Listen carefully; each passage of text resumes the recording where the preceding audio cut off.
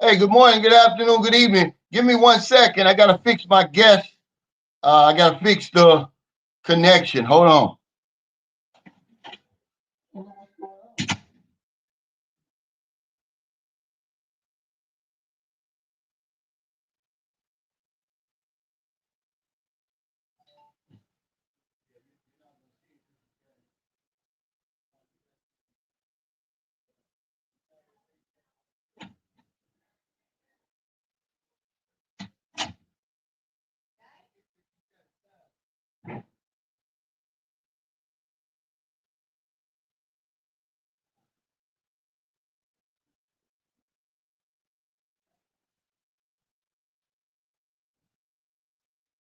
Hey, thank y'all for your patience, man.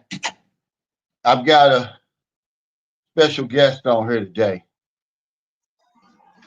Yeah, shout out to the NTZ crew. Thank you, Jacob, John J, and Michael Beach Your Life. I know y'all gonna be on here. All my old heads, there's Dietary. I know Doubtful Genius is on here. All my fourth quarter members. Blizzard Abroad, what's up, man? You following us tonight? Any new viewers and subscribers joining us today? Welcome. And anybody catching this on replay, the peso is 55.8, creeping toward that 56, which is great, man. I'll be glad when it gets back to that and more. We always have a topic. Today's topic is budgets. How low can you go? And I brought Brother K back on because the comments went crazy. They don't believe his story. We're going to get to that, Brother K, but not right now. I want to talk about the meet and greet. Guys, I'm telling you, these meet and greets are the place to be now, okay? Man, we had so much fun. People were dancing, singing.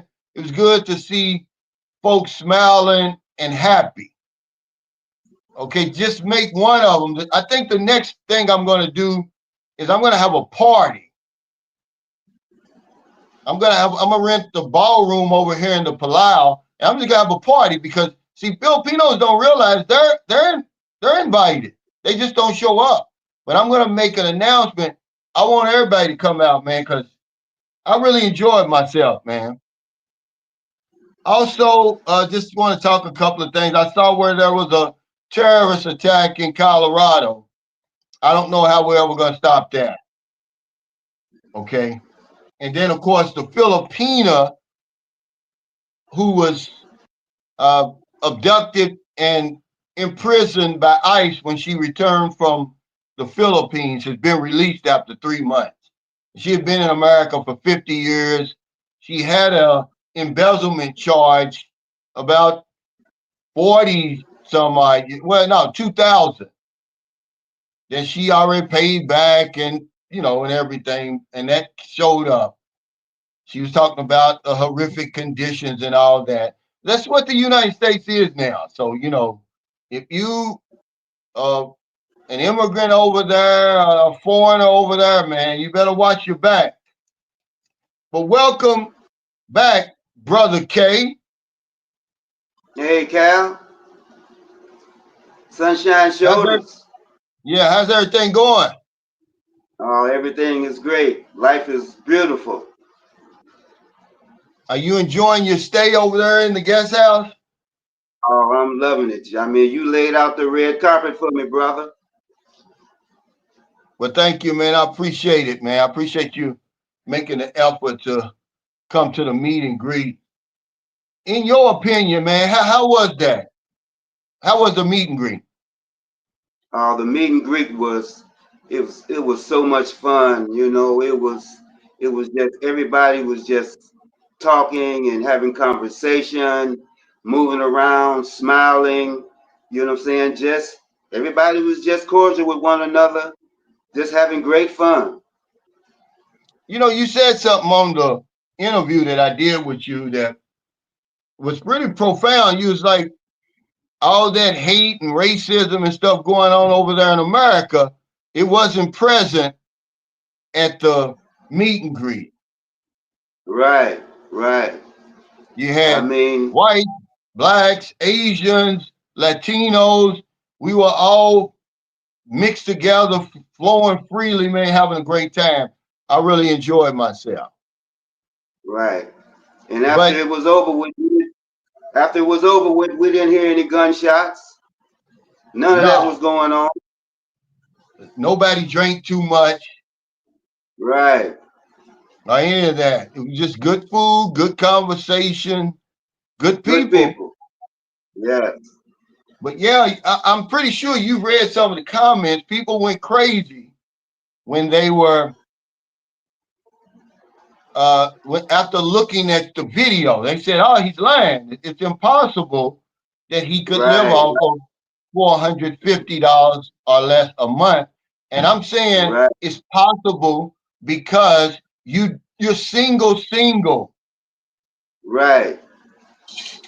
and people don't understand how expensive it is to have a girlfriend over here, a wife, or a living partner. They don't seem to get that, and so I made the video today. But Right. you tried though.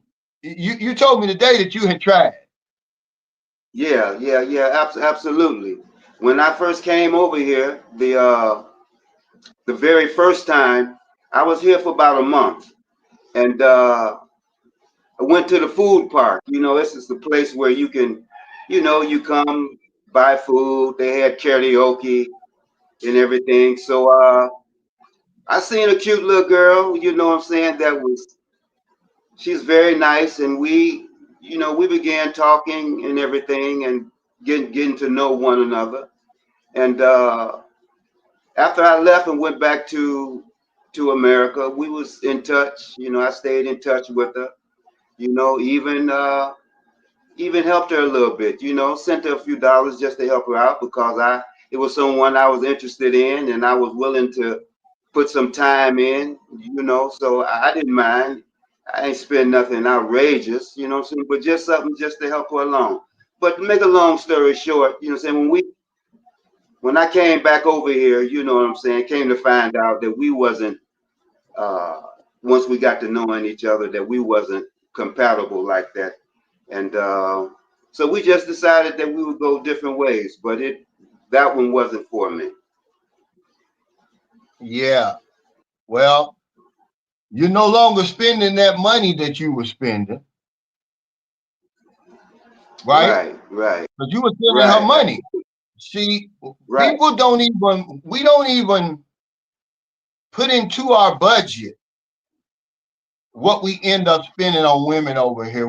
We don't think about pads and liners and bras and panties. I talk about this all the time.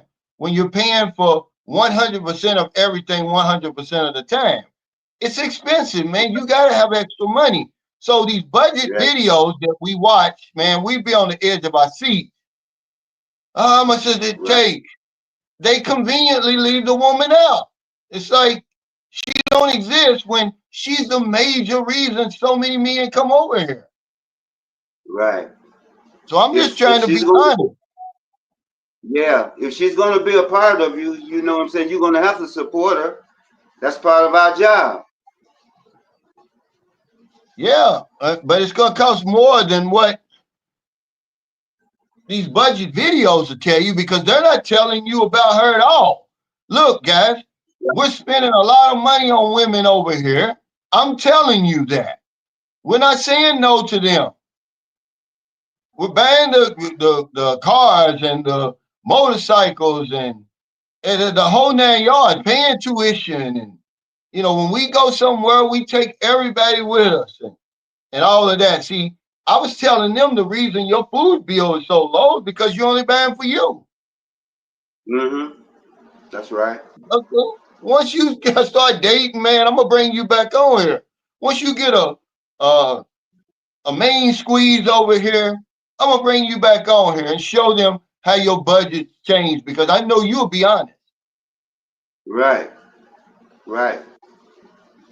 Now, one thing I can say this, guys, I want to thank y'all because I asked y'all to support his channel. Now it's a new channel.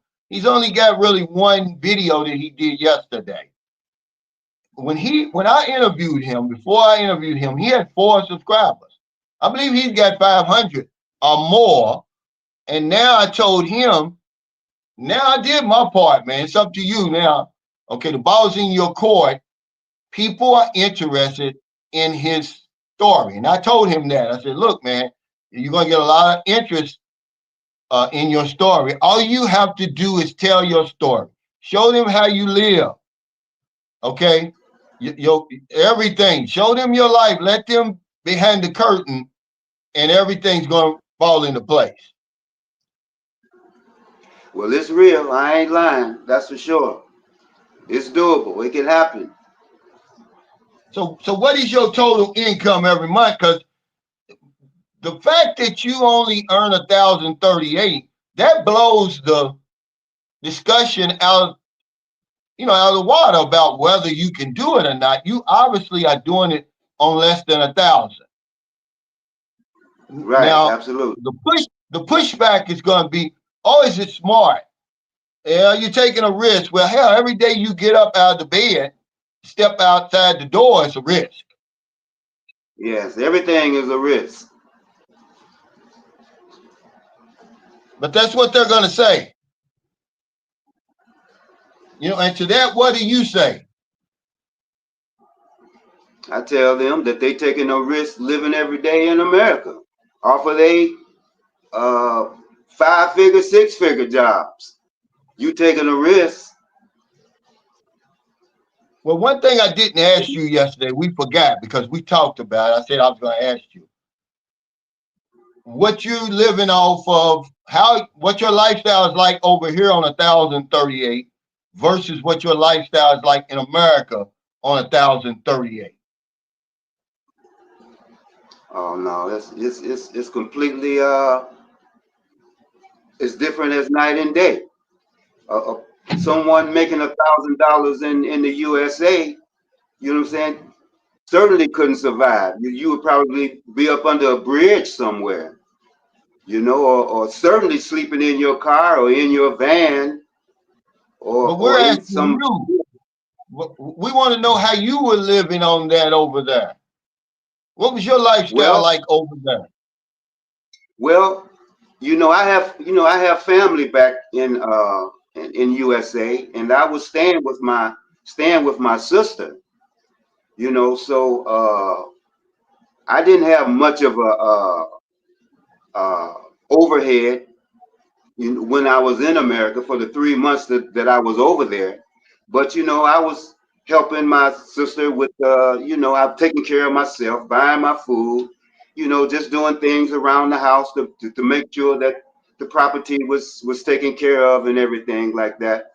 But I didn't have any large overhead like that in America because I But had you didn't have family there. your, but you didn't have your own place. No, I didn't have my own place. No. That would eat up all of your 1,000 unless you're going to get. But you probably would qualify for subsidized housing, I'm sure, over there. Maybe a little bit of food stamps if you wanted to apply for that. We got that kind of help over there. But over here, you don't need any of that. Now, also, we didn't touch on your life in Israel a whole lot. What's the cost of living over there? Um, well, it's still much cheaper than America, but over here it's much cheaper than Israel.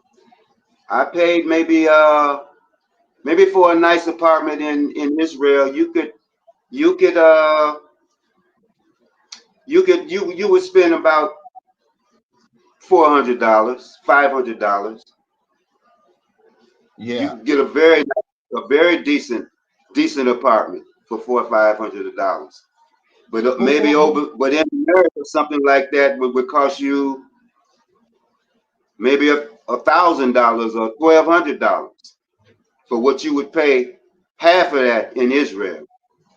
Yeah, but what about was the sirens going off all the time? The bomb, you have to run into shelters and all that. How often was that going on over there? Well, uh, when I first arrived there, I was a part of the Gulf War, and it was intense. It was very intense. It was going. The sirens was going off 2 3 times a day, and we was running into the lockers. You know what I'm saying? Running for cover. We had safe rooms in our houses. Where we had to plaster up all the windows and everything just in case they dropped a bomb or something. So we could the houses would be safe. But eventually that war, it dwindled away. You know what I'm saying, and everything was back to peace again. Okay. So as a black man over there, now did you wear like a certain type of clothing over there? How were you accepted over there? Yeah, well, I was a part of the Hebrew community over there, and they have a lifestyle where they have their own culture. They make their own clothes and everything, and so it was African Hebrew culture where you wore your fringes and your cords of blue and things like that. That was just a part of the culture. I did dress like regular uh, black people. Yeah. So did you ever have any run-ins? Did anybody, you ever have any problems? First of all, when were you there? What years? Uh, I arrived in Israel 19 December the 31st, 1989. And when did you leave? Um, I left about 3 years ago. Okay. Wow, you were over there for a while. Yeah. Now let me read this because this is interesting right here. Cisco says 8,000 a month in San Diego is impressive. He said it's more impressive than $400 a month in the Philippines. Like, wow, is it that expensive in San Diego? How are people making it then? I mean, what's minimum wage there? $40 an hour or something? Or people are just living on the street, living in a car, Cisco? What's going on, man? If that's impressive, man, that's 100,000 a year. I'm probably gonna I take my chances over here, man. He says, "Oh man, wasn't expecting a Monday stream." Yeah, normally it's Tuesday, it's Sunday, Tuesday, Thursday. But I did the video yesterday, and then we were supposed to went to the gym yesterday, and so I just moved it to Monday. And we got so many comments on that on his video where people didn't believe he was living that way when the denominator is the woman. He doesn't have a woman with him. His income would double or triple. The 1,000 probably wouldn't be enough for two people. You Oh, would really, certainly, yeah, you would be struggling then. for sure. Yeah, you would really be struggling. But we leave that out of budget video. So if you don't think I'm playing, go back and look at any budget video you've ever watched on YouTube, no matter what country it is, but certainly the Philippines. Then we're going to talk about the woman and how much of the budget she represents. They just don't do it. It's like, how can you do that, man? I don't understand that. What's up, Booby? What are you doing? Booby and them went walking today. They went and she got hungry. Where y'all go to Jollibee? Okay, wait. Okay, it's open.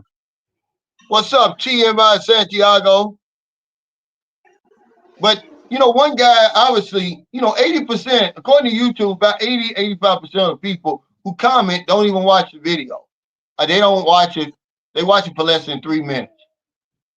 One guy said, yeah, but I bet he just sits in the house all day and don't do anything. What's your life really like over here, brother K? Oh, I have a very, very exciting life. As a matter of fact, I get up every day looking forward to my daily start. Like I say, I go to the gym 2 to 3 to 4 times a week. It's called the Real Deal Gym in the Bullicon. I get my workout in. I go to what they call the Crown Resort. It's about a 20-minute walking distance from my house, where I can go and just and walk and be in nature. I'm a lover of nature. I love nature. And also I'm able to get in the water. The people know me, and they allow me to come in, without even having to pay, because I'm a friend of the owner of the Crown Resort. So they let me come and get in the water. It's just like having this resort in my backyard. And as I take, my little walk, from the house there, I'm meeting people along the way. Everybody speaking, everybody smiling, because I made many of friends since I've been here. So Yeah, it's a wonderful experience. but let me ask you, don't you get lonely though? Oh, I mean, as far as for a woman, I mean, absolutely. You know what I'm saying? I would love to have a woman in my life, and I'm certainly not glorifying uh, staying single and not being without a woman, but I know uh, that I have to have some kind of to accomplish the things that I'm going to accomplish in my life. I know that there's some sacrifices that I have to make. I know there's some disciplines that I'm going to have to take and maintain and hold on to until I get to Yeah, that point to where I'm ready to, what I'm saying, bring a woman into my life. yeah.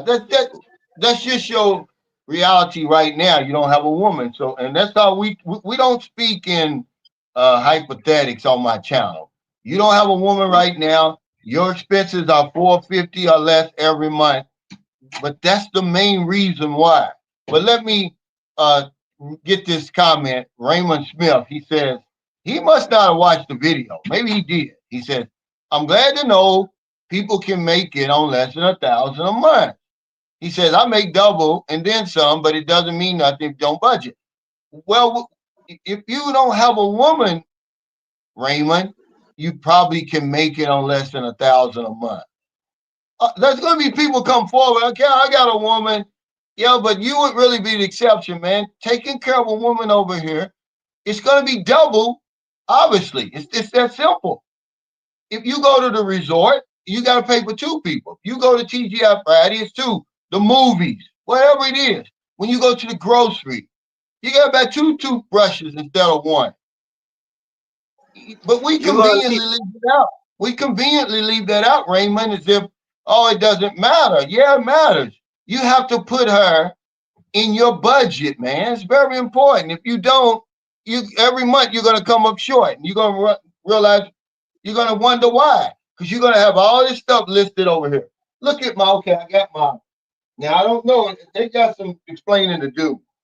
My electric bill this month was 10,690 because they use more. They didn't charge me more.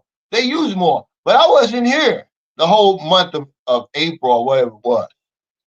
So I guess they've gotten spoiled to on aircon, osmosis. Remember, they're gonna start adapting to your lifestyle. And so now, instead of me being gone and it's 4,000, it's 10,000 now. See, if I've been living by myself, I'd have cut it all off. Maybe when I got back, it would have been 1,000. But I always remember that, guys. Don't ever discount that. He said, does this guy have a YouTube channel? Absolutely. It's called Living on Less Than $400 in the Philippines. And he's gonna get it up and, you know, up and popping just as soon as he Yeah, can. I'm going to be bringing some content for you, family. Yeah. Now, what area of the Philippines do you live in? I stay in San Juan, Hagonoy, Bulacan. It's province. Yeah, I saw a comment where the guy says he saw that on the map and it's by a water basin. And he said, is there a lot of flooding there? Yeah, yeah. As a matter of fact, flooding season is coming up. It's coming up. When it starts to rain, you're gonna get some flooding for about a couple of months. And I just throw on my boots. I mean, on my rubber boots, and I go get out there and get in it and go do what I have to do. How bad It is ain't, it though? huh? Does it get? How bad does it get? Does it get in your house? No, well, in some houses in the province, it gets in, but just so happen, you know what I'm saying. I'm fortunate to be staying on a little it's a little up grove, from the street, and then I live Hmm. in the back, so the water don't get that high to where it actually come back to where I'm living. But when you leave the That's house, though, you gotta walk in it. But when I leave the house and go out front to go where I'm going, I got to walk in it. Yeah, TJ says was getting ready to sneak out for a massage. I checked the notification. Man, you read my mind because I told Merlin yesterday. I said I can't even remember the last time I got a massage, and that's one thing that I love about the Philippines: the affordable massages. I'm not gonna say cheap. I'm trying to get away from that word cheap, but it is what it is. You can get a nice massage, certainly in Cebu and Dumaguete for about 300. Now, if you really go to these swanky places like El Fisher and Bacala, it's gonna cost you about 450, but 450 pesos, which is less than $9 for 1 hour full body massage. In my opinion, and coming here in the Philippines on and off for 16 years, it's by far the best. I mean, they're professional. I mean, it's called the Cocoon Spa. If you don't even have to be in the hotel. You can make an appointment and go there. They'll put you to sleep. Now, do you? So you probably don't get massages then, do you? You talking to me, Cal? Yeah. I love massages, but I haven't had. As a matter of fact, in the Bulacan, before about a year ago, I did get a massage. They had a place where you can go get a massage, but they moved. I went back about a couple of months ago looking for them, but they moved somewhere else. But I just have to find out where they moved. But they still in the area somewhere. Yeah. Now here in San Carlos and a lot of places, even in Dumaguete, if you go on the boulevard, they got people that'll give you a massage, but only a particular part of your body for like 60 pesos. Like here, you can get your back massage, your leg massage, foot massage, your arms and stuff, but it's 60 pesos. And they do it, Yeah, it's usually around 5:30 to around till it gets really dark, maybe like 9:30 or something. You can get that here for 60 pesos. What's up, yeah. Saran a Massage. lot? Saran a lot was at the meet and greet, man. His son looks just like him. I mean, exactly like him, just a tiny version. But he said 400 is insane work. Yeah, it is though. But you don't go out to the restaurants and stuff, do you? No, I cook my own food, you know. So I'm saving a lot of money there, and I know what's going in my food. You know what I'm saying? I know the hands that's cooking the food is I know what's going into it. You know. Yeah, yeah, that's important, man. And people they discount that, but I try to tell people in America, I said, you know, all that stuff you talking and you go in these restaurants and you got Trump supporters cooking your food or Biden supporters cooking your food. So it's just I don't know. When you see this stuff on the internet, man, see the internet, it's just too much information out here right now. It's information overload. I don't need to know like that guy that was in Detroit working at the Detroit Tigers baseball game and he was spitting in people's pizzas. They gave him 4 years in prison. See, when I see stuff like that, it makes me pause, man. I'll be like, man, all right, so I go to the same restaurants over and over. That helps, but you never really know unless you cook your food yourself. You know, they should have gave him longer than that because cooks they have a certain public trust, man. I'm trusting you that you're not gonna drop my meat on the ground or rub your balls with it before you put it on the bread. You know, it's crazy. They need to prepare their food in front of you for real, but they don't do it. Thomas Marshall says, and he lives here. He says if you don't factor in a woman and maybe her kids, your budget video is crap. Thank you. But every video, have you ever seen a video other than mine where they talk about how big an expense the woman is? They might say it, but I mean, an actual budget video where they're sitting down on my expenses for the month of June. They'll even have the woman sitting right there next to them. They will never say it. They will never say it because they want to be the exception. They're not spending on women over here, they'll tell you. She loves me for me. Bullshit. Johnny S says, I wish you all the best, brother K. Thank you, brother. You got a great opportunity, brother K, because I told you though. What did I tell you before I even interviewed you? Yeah, you told me you have a very unique situation. You know, said nobody is going to believe. You know, what I'm saying that you're actually living 400 or under a month. Yeah, but I said that people are gonna be interested. I said Yeah, if you absolutely. start a YouTube channel, they're gonna flock to your channel because they want to know, hey, can I do it? It's so many people on the fence. They're receiving that 1,038 that you're receiving. But Right, one thing they don't have, a couple of things they don't have, you got them that big gigantic balls, man. You got courage, okay, to come over here and do it. You're like, I don't give a damn what the experts say. You're like, right. I'm gonna live my life. Well, one thing they're gonna have to get a grips with that the American dream is dead. The American dream that once was is no more.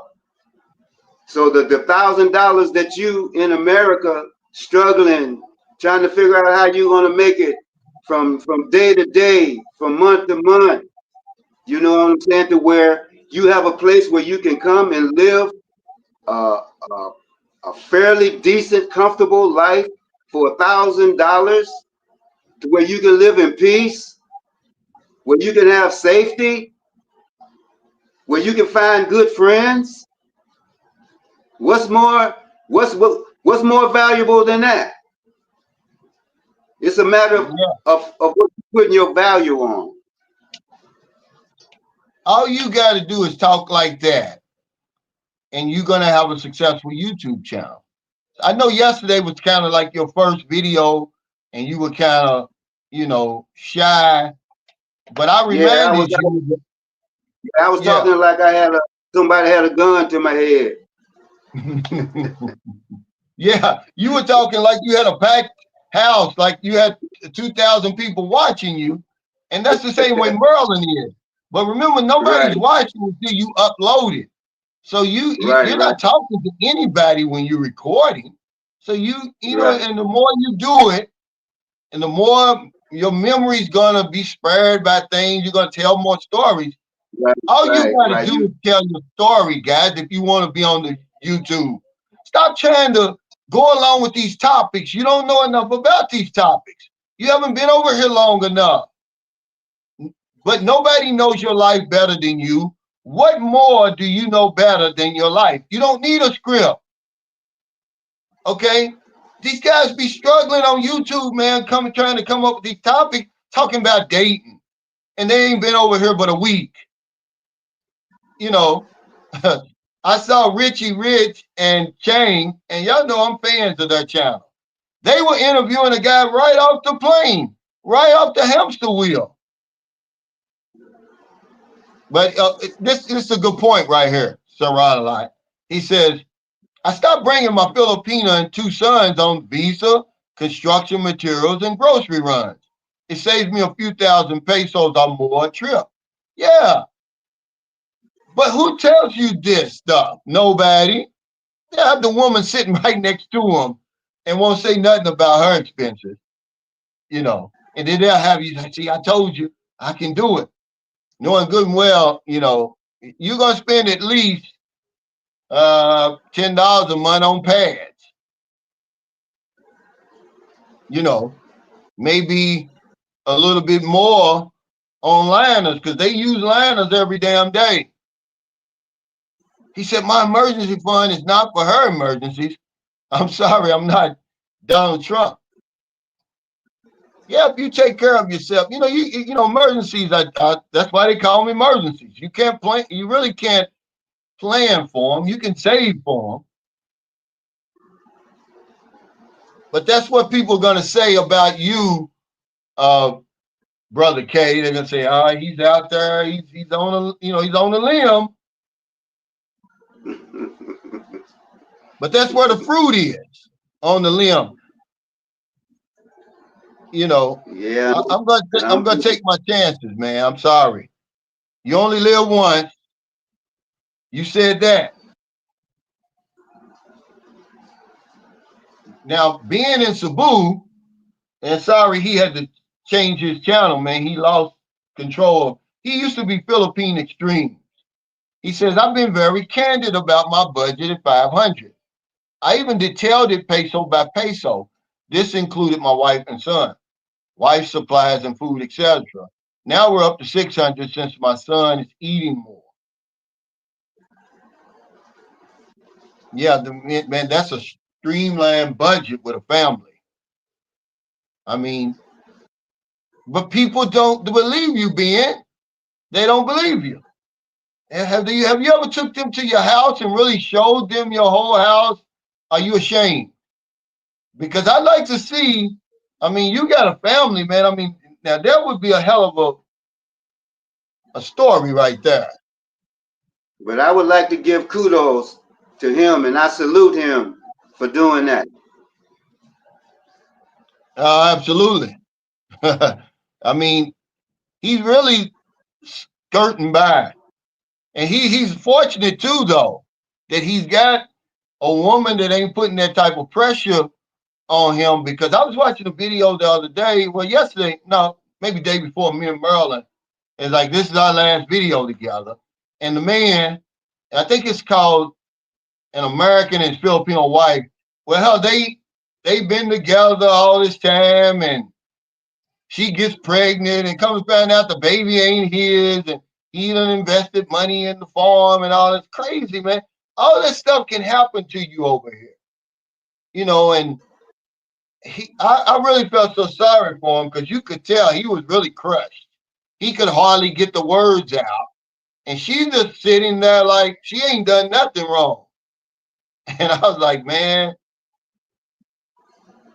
but you know, the thing about it is, at least he was honest to tell the damn story. He wasn't on her faking and hiding. Harry Schroeder said, congratulations, brother K, on your bump up in subscribers. He's Brother K for real. How you pronounce that name? Brother K. I mean, how you pronounce the K? It can be K-A-Y or just a K. It's all right. No. What's the K stand for, brother? Oh. Well, my American name is Samuel Martin, but my spiritual name is Kasadia. Kasadia. And so when I came over here and they was asking me what was my name, and I told them my name is Kasadia. So they say, oh, that's too difficult. That's too difficult to say. Can we call you something else? So I told them, well, just call me Brother K. And so from that point on, you know what I'm saying, I became Brother K to everybody. That's a catchy. That's a catchy name. You could even change your YouTube channel to Brother K, but I think I think you should roll with this one for right now. He says, I really like Brother K. I'm very spiritual too. He said, what kind of place is it for $90 per month? Can you describe it for us? God bless. Describe your place, man. As honest as you Well, can. well, I wish I could.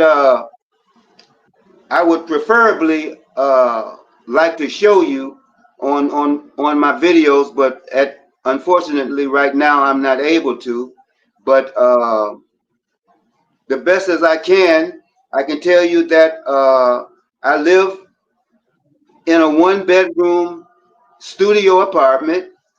It when I moved in it, it was brand new. It has a bed. It has a bathroom, a bedroom.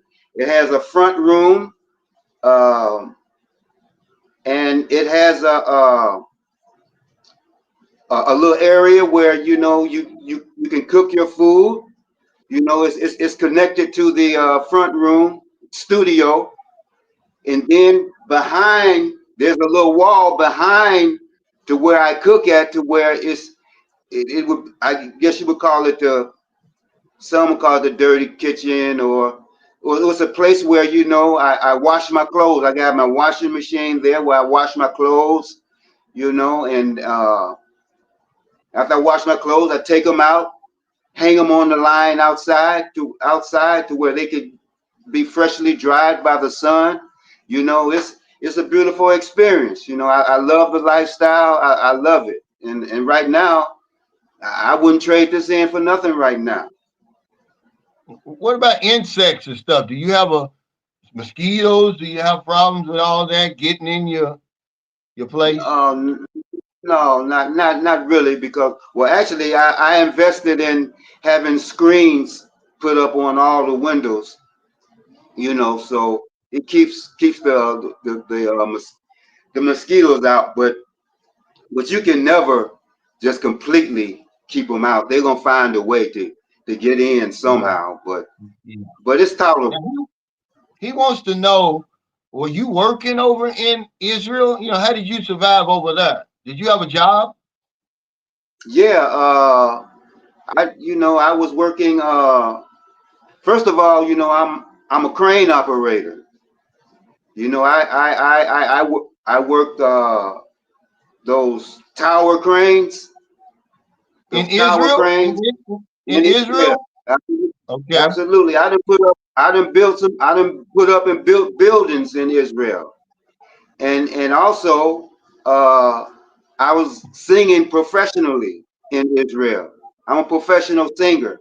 And so I made money, with my talent also as a singer. Oh wow. That's pretty damn good. Now you were married over there though, right? Yes, I was married.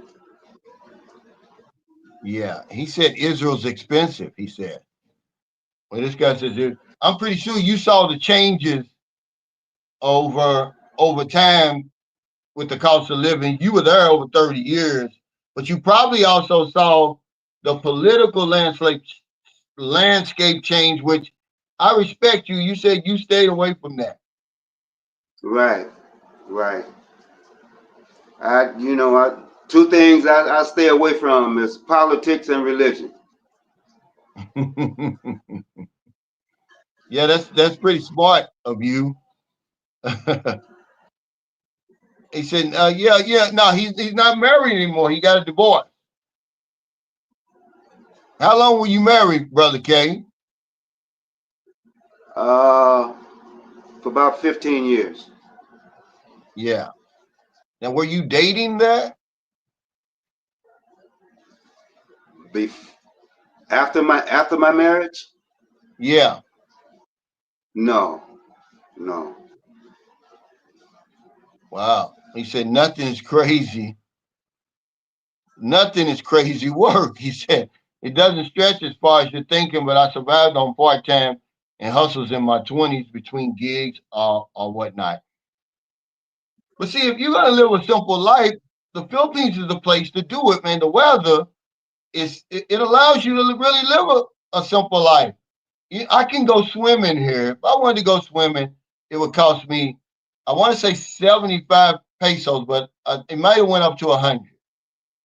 I mean, that would be my entertainment for the day, and then maybe another 100 or 200 for something to eat. Okay, I can go and get a cup of coffee for 50 pesos and a slice of cheesecake or whatever it is. It's a lot of inexpensive ways really to enjoy yourself over here. But what we do is we bring our lifestyle from America over here, and that's why it's so expensive. That's how it's more. That's why it's more expensive than what you think it's going to be. Just on the surface, man, you can't argue about this.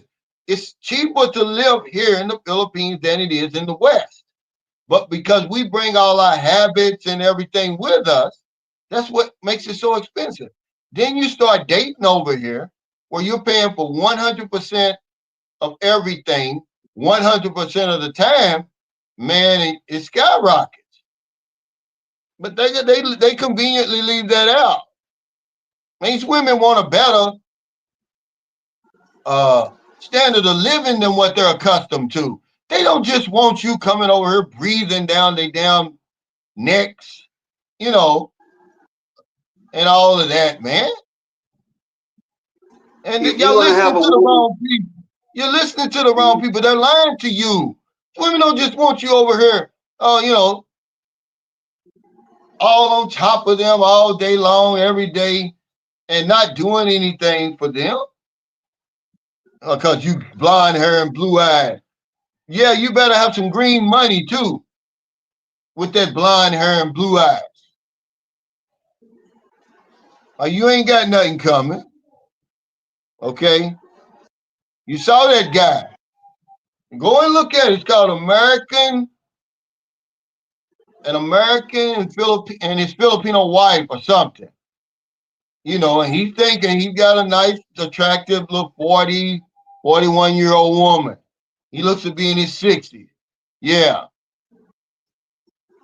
until he didn't. It blew up on him. What's up, Dre? He said, I just subbed to your channel, bro. I enjoyed your videos and content from Living Less. Yeah. He's gonna have more. But 90% of my money that I spend every month, okay, is connected to my woman.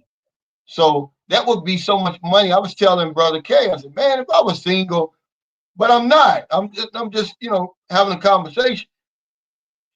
I'd have to have a wheelbarrow to carry around the money. But I get something, you can't get something for nothing. Nature frowns on that.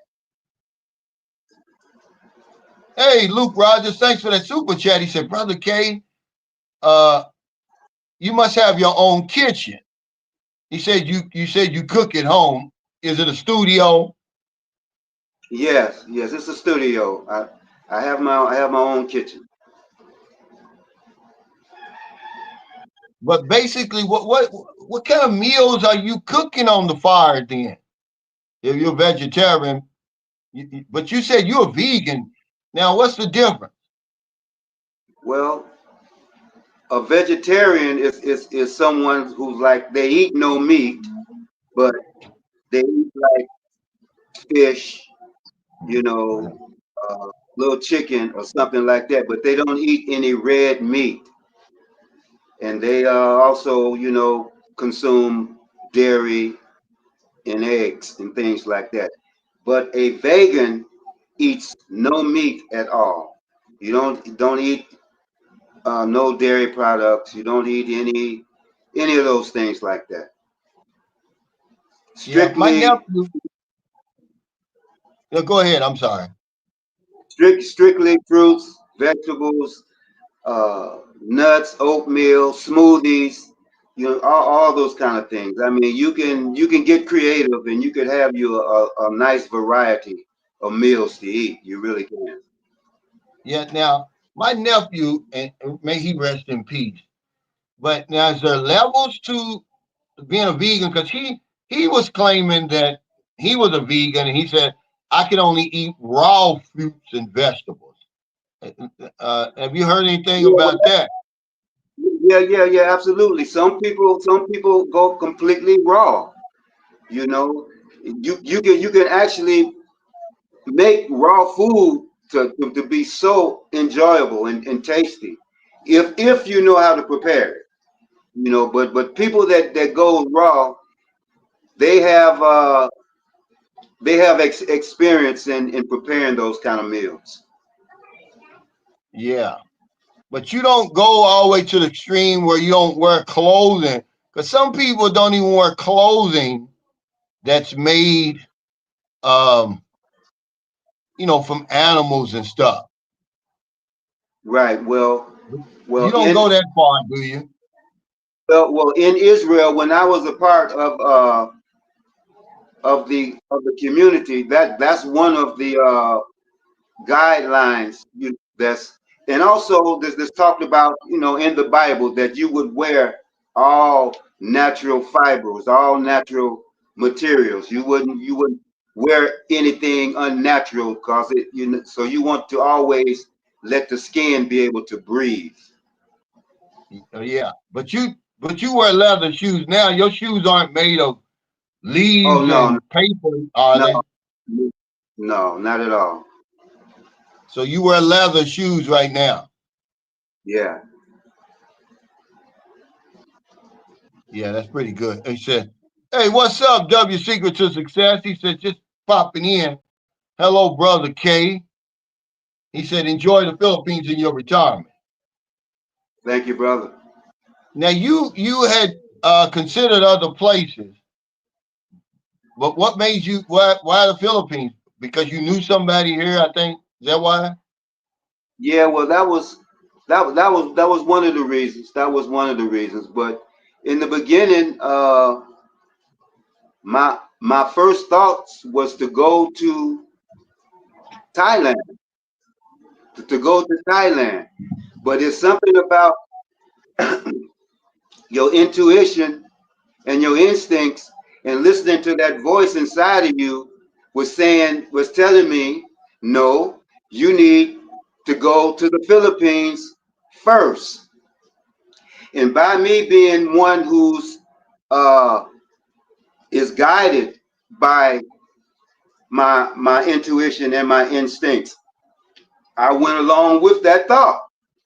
I went along with that thought. And then, as I was talking to an old friend of mine in Cleveland, Ohio, and we was talking, and he was asking me about my future, what's my next plans, because he also lived in Israel with me. And so I told him, that, I think I'm going to the Philippines. And then from there, he told me, he's like, you know what? He said, now that you mentioned the Philippines, he said, I have a friend, I got a partner in California that has a Filipino wife.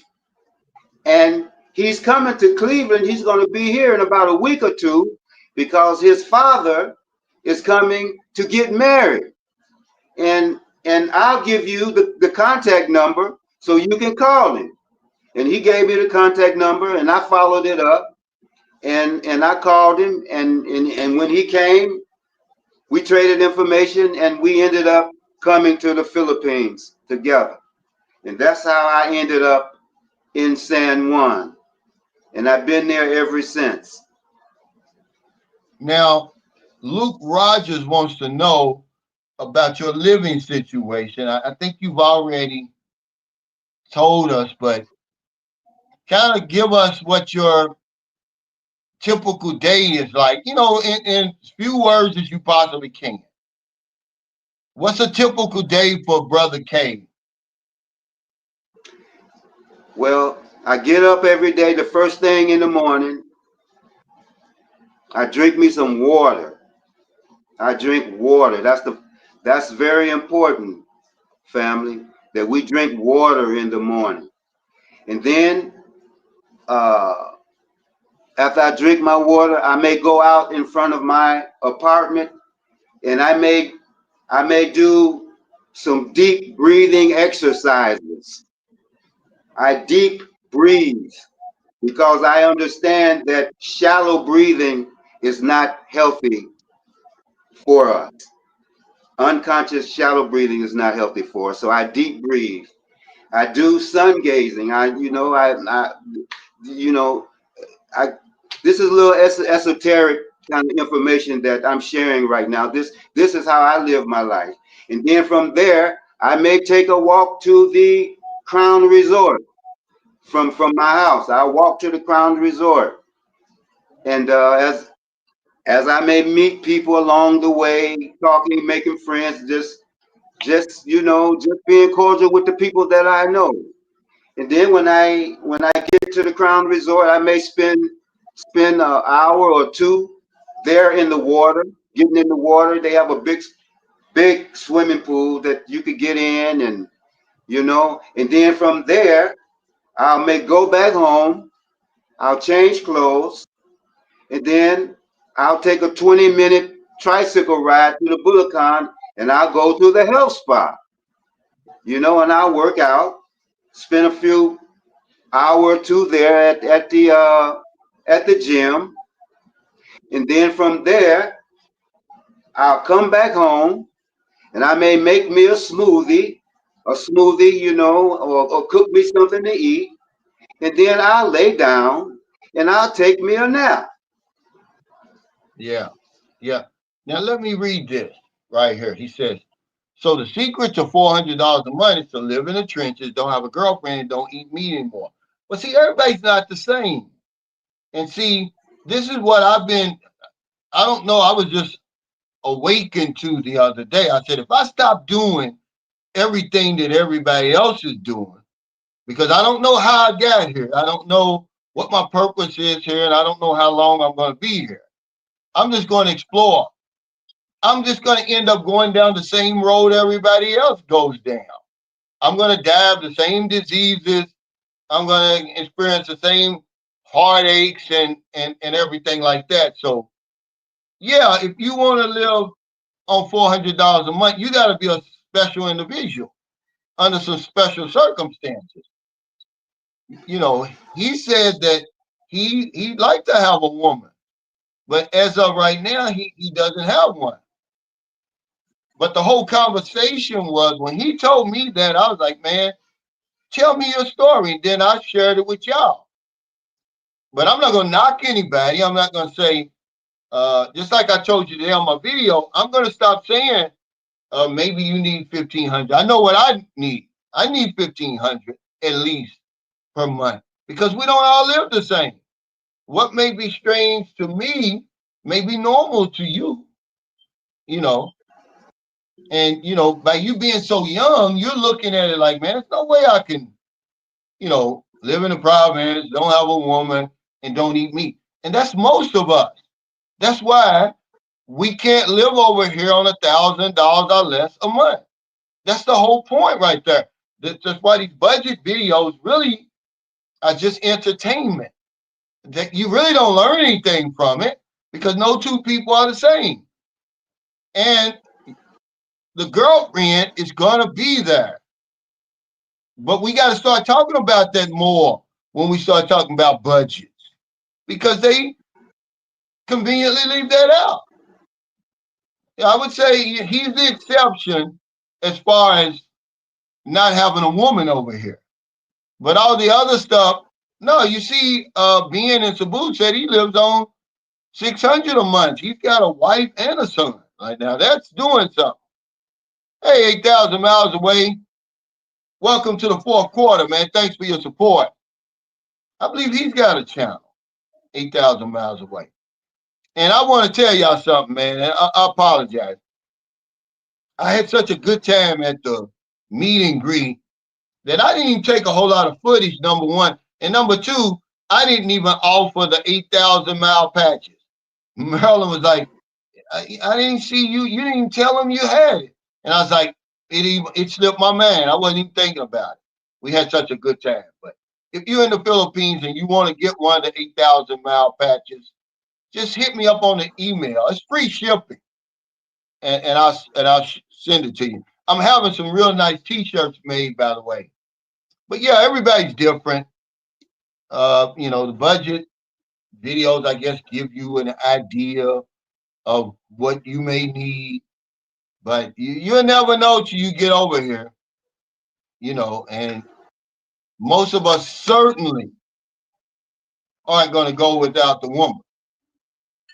Okay, that's the main thing you need to worry about. But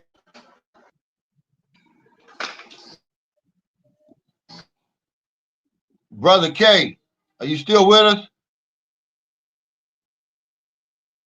I was going to ask him, is he on a dating site?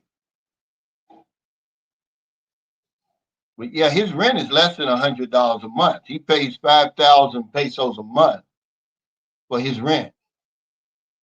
And I've seen a lot of guys over here with that sort of rent. I know King B Stacker, he's paying 7,000 per month for a 2-bedroom, just like we used to do, me and Maryland.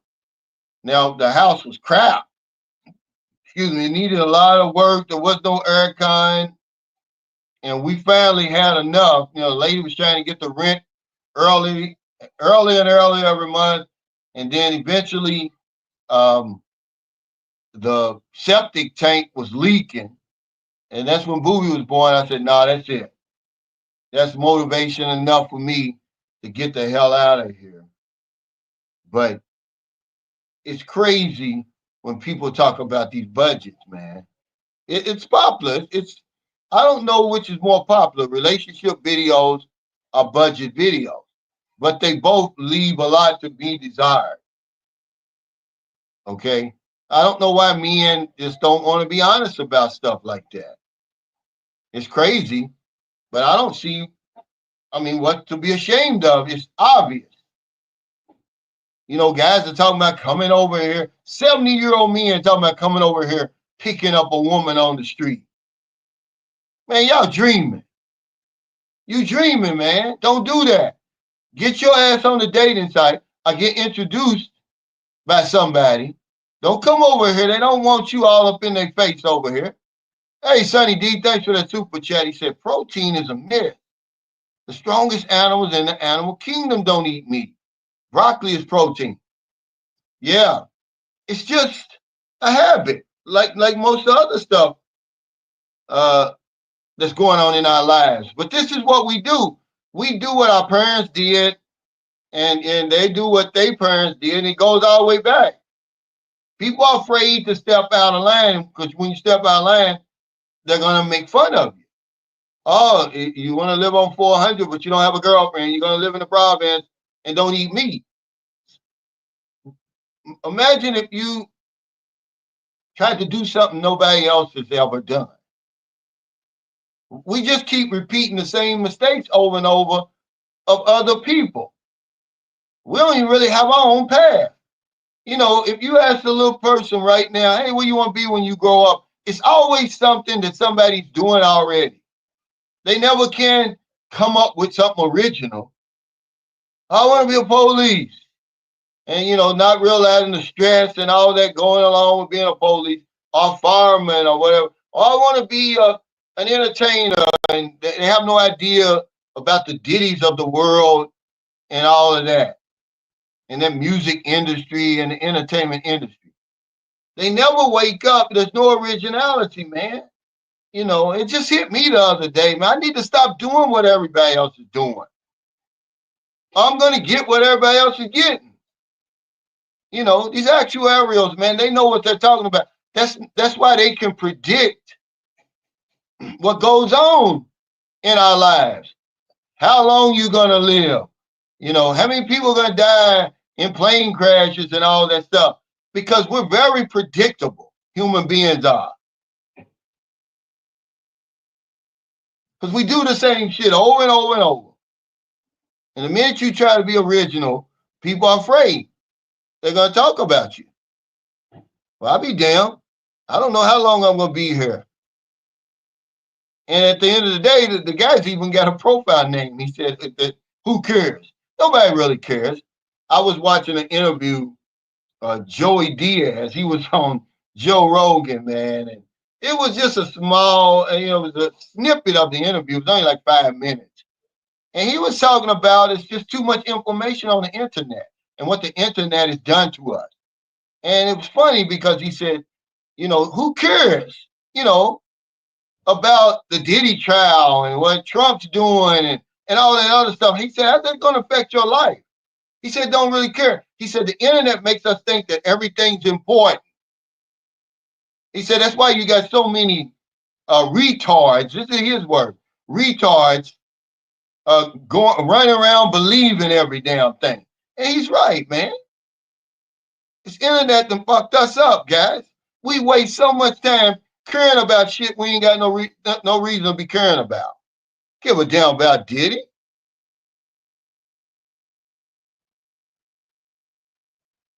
He said never pay the asking price. What's he saying? Negotiate? Is that what you're trying to say? Everything? And I mean everything. It matters and you'll get better at being a good negotiator. Yeah, but you know, you're in the Philippines, man. I'm not going to negotiate here. I mean, that's being cheap. I mean, I'm not going to let you use me, but hell, okay, so what you going to charge me 25 more pesos for something? You know, the wages over here are so low and things like that, man. Come on, guys. You want to negotiate over there. Don't come over here negotiating.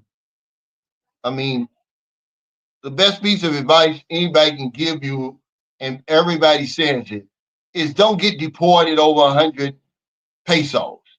Okay? Don't, you know, get shot over 100 pesos. Don't have a stroke. And that's what we do. We come over here and get all fired up about, yeah. Yeah. My phone is shut down. That's okay. You done enough. Yeah, you got enough. Okay. All right. Yeah, his phone shut down.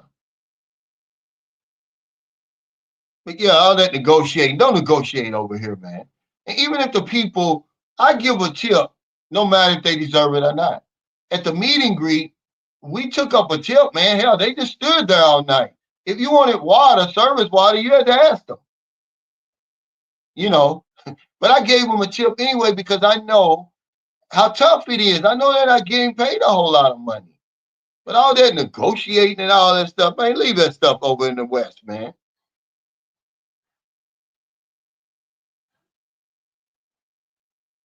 That's just what I'm saying. He said, I just returned from 6 weeks in Thailand and the Philippines. Some nonsense news in the US. Yeah. Over here, you get a relief from that. That's the one thing you're going to realize. That's why people relax so much. Look at my nails, man. I got to get a manicure and a pedicure. I mean, so often over here, certainly a manicure. Because when I'm in America, I bite my nails. I'm a chronic nail biter. But over here, the stress is gone. I don't have to hear about Diddy every 5 seconds. Gives a shit about Diddy.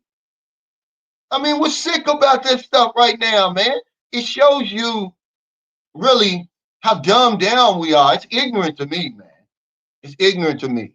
I don't want to hear about that stuff. It's on every newspaper and every television station. They're going for these ratings and all that. That's all they're worried about.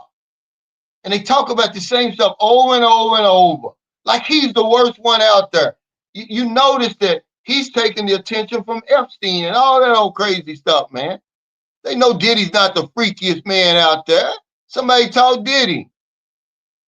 But I'm not going to waste my time on that. He said, yeah, but they eat protein and have completely different digestive systems than we do. Yeah, but he's telling the truth. And you got to understand, Cisco, if you talk to your dentist, he'll tell you that our teeth were not ever made to eat meat. That's just something that we did, I guess, in the caveman days or whatever. And we just, like I said, we start doing it because everybody else is doing it.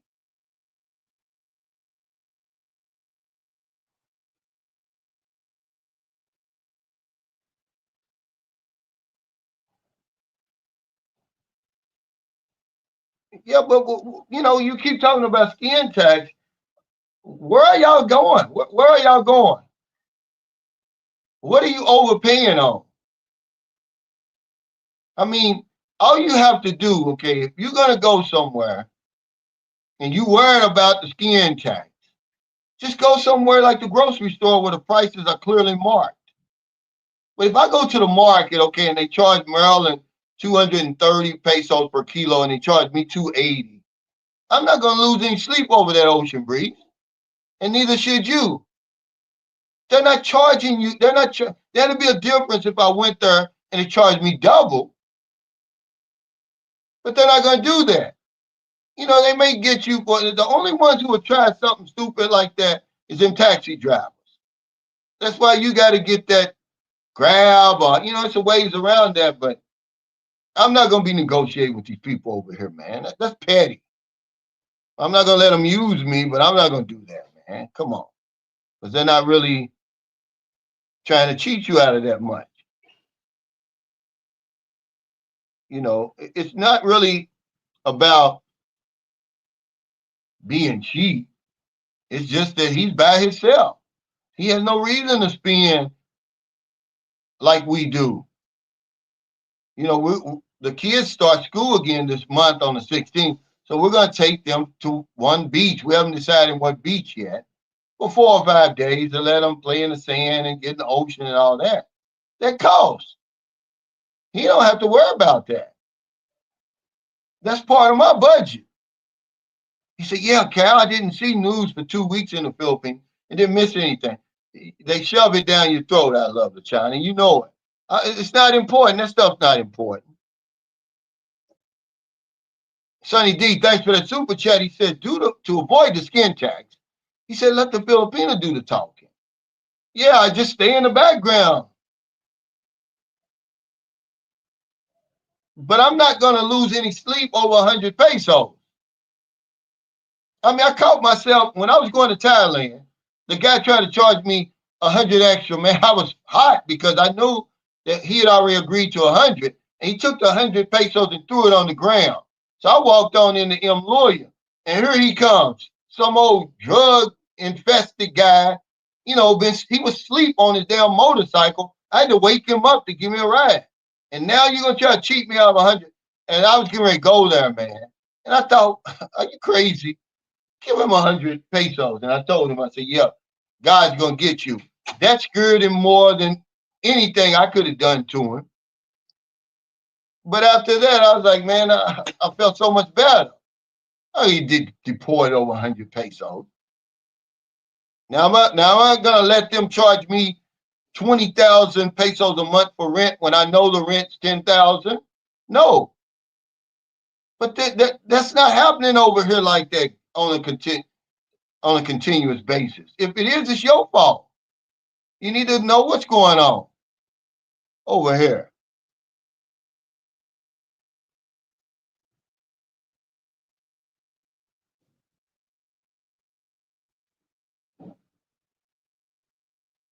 He says it better just get a grab car. Certainly at that airport, if you fly into Manila, that's the only place where you really have that kind of trouble. Have I had that happen to me in Cebu? Yeah, but I can count the times on my hand. Usually they're gonna go by that meter. But Manila, yeah, you better have a grab meet you at the airport. Just like, okay, Sam McCall came to the meet and greet. Well, he took a Grab from the airport in Bacala to the bus station in Bacala because the airport is really outside Bacala. It was 420 pesos in the Grab. The taxi drivers would charge you a straight 600. They won't even negotiate. So now I know I'm gonna take the Grab, but I'm not gonna miss my flight arguing back and forth with the man over 180 pesos, which is about $2.50. But you'll learn that stuff over time. You'll be like, okay, the universe is watching anyway. Yes, went up a little bit. It was 55.8 exactly when I started the live stream, 55.83. But when it comes to your budget, it's just how much are you willing to tolerate? That's all. It can happen, okay, because if you take 450 pesos, somebody go 450 times 55.83 and see what you come up with. I believe it's something like, what, 25,000? Give me a figure. That's a damn good job over here for the locals. So to say that it's impossible, it's not impossible. But do I want to do it? No, I don't want to do it. But I'm not going to tell you you can't do it. There's some factors involved, man. It's a lot of but it's a lot of things you're gonna have to sacrifice, though. Okay. Yeah, they evolved, but we weren't. It wasn't designed. Human teeth are not designed to eat meat. That's why we have the problems we have. We have a lot of problems that we can avoid, but we've inherited them from our families and stuff. He said, I didn't use anything else but Grab. Now, it's, you're going to pay more, though. In certain situations, I would use Grab, but in others, I wouldn't. If I'm just going to the mall, man, your price is double using the Grab. If you're in Cebu, certainly, because I tried it. If you look on your Grab receipt, you're going to see that service fee on there. That's the majority of that's a big percentage of your Grab bill. That's what's going to separate Grab from the taxi. But if I'm just going from Horizon 101 to Ayala Mall, I'm not taking the Grab. I'm taking the taxi because they're going to be all out in front of there. There's no need for me to do it now at night, early in the morning, or at the airport or something like that. Yeah, I may decide to use the Grab for my security.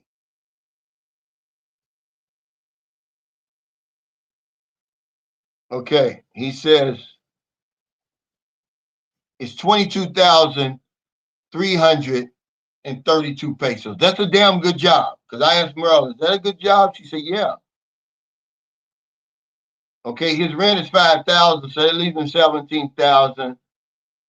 Take another 5,000 for his for his food and then his electricity and water. So he's 15,000. So he got 7,000 left over. 300 is for his Wi-Fi because he said him and his neighbor go half on the Wi-Fi. So now the rest, 7,000 is left for his lifestyle.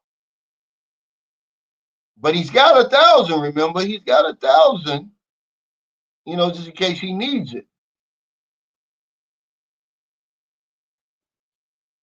But I just don't think that I just want to live that basic of a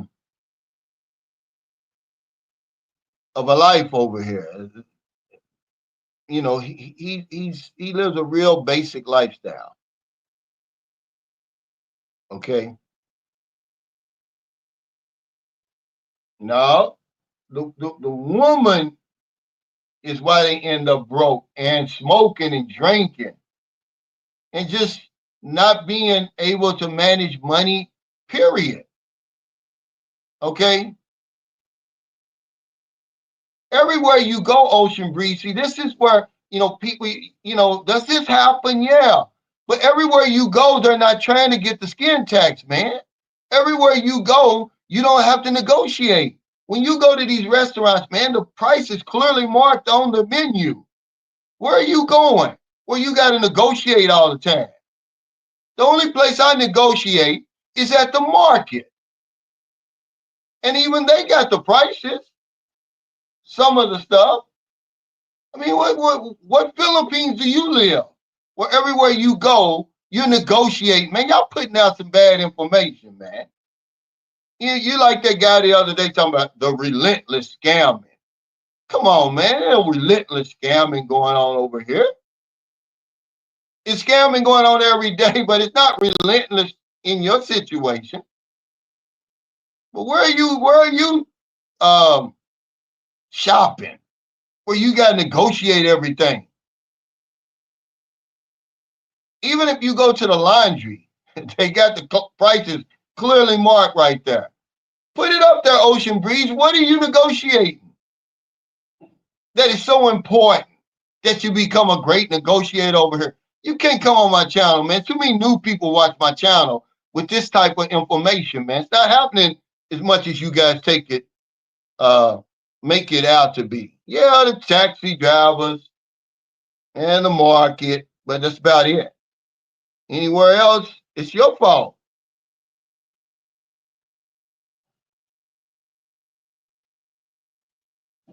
Yeah, but it's also the reason for heart attacks, strokes, and all that other stuff. You know, if you look it up, Cisco, he says eating meat is likely the biggest factor in the brain development that makes us the smartest apes on the planet. Yeah, it's going to have its positive and negative, but drugs don't kill us. Smoking cigarettes don't kill most of us. What we put in our mouth is what kills us. And that red meat is the reason why. Look it up, man. The number one killer of human beings is usually that hypertension, heart disease. It comes from my diet. You know, we are what we eat. So you're eating all this red meat because you're not going out and killing it, Cisco. It's going through all this whole processing and everything. By the time you get it at Publix, or Kroger, or whatever. So you're not eating, just the fresh. Okay. Just like a lot of the fish I eat here is fresh out of the ocean. It's not like Kroger, where they put all them preservatives and all that stuff in it. And that's what kills us. We're ingesting all that stuff. Okay? I'm sorry, but we are. And because we want to go along to get along, we don't want to get out of line and do the research for ourselves and think, well, maybe if I try something different, maybe if I drink more water, instead of Cokes, maybe if I, force myself to get up and walk at 10,000 steps a day, 15,000 steps a day, instead of keeping up with the Joneses, which is what we do, man. That's a real phenomenon. Hey, Sonny D, thanks for the super chat. He says, if a man can't handle his own money, wait, sorry. It just dropped off on me. When I needed to drop off that quick, it won't do it. Okay, here. He says, if a man can't handle his own money in his own country, then he can't handle it in the Philippines. I said the same thing the other day. If you can't manage your money over there, all of a sudden when you come over here, it doesn't make you this great money manager or anything else. You're not smarter when you get here. If you don't understand Chinese arithmetic in America, you're not going to understand it here, or physics or anything else. But your common sense will work over here, Sonny D, and anybody else listening. But we want to throw that out the window when we get over here. We think that people over here are from outer space. Does culture matter? Yeah, but Other than that, they cry, they hurt, they grieve, they're happy, they're sad. All the other emotions, all 360 degrees of life that we live, they live over here. But we throw it away. Oh, it don't matter. I'm not listening to these guys. They don't know anything.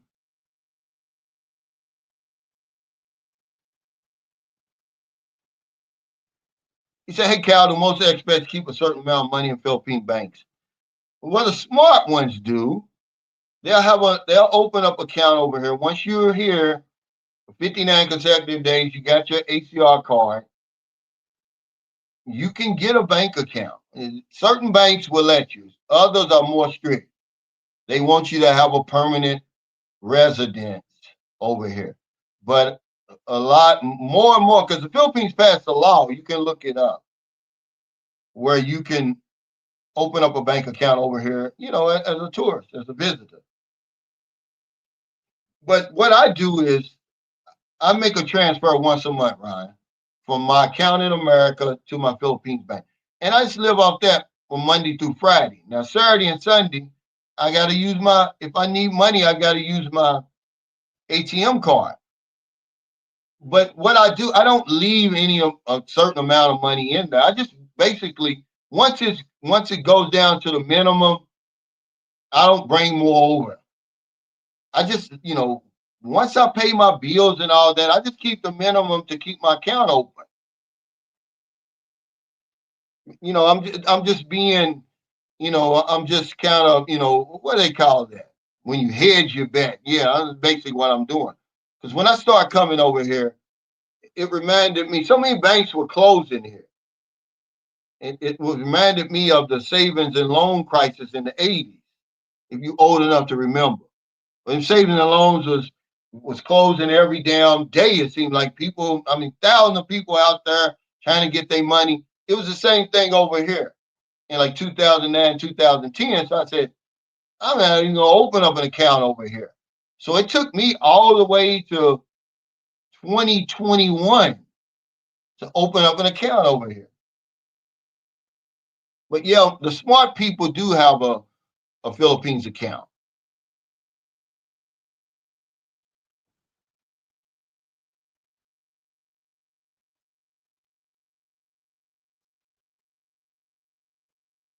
But don't be afraid to do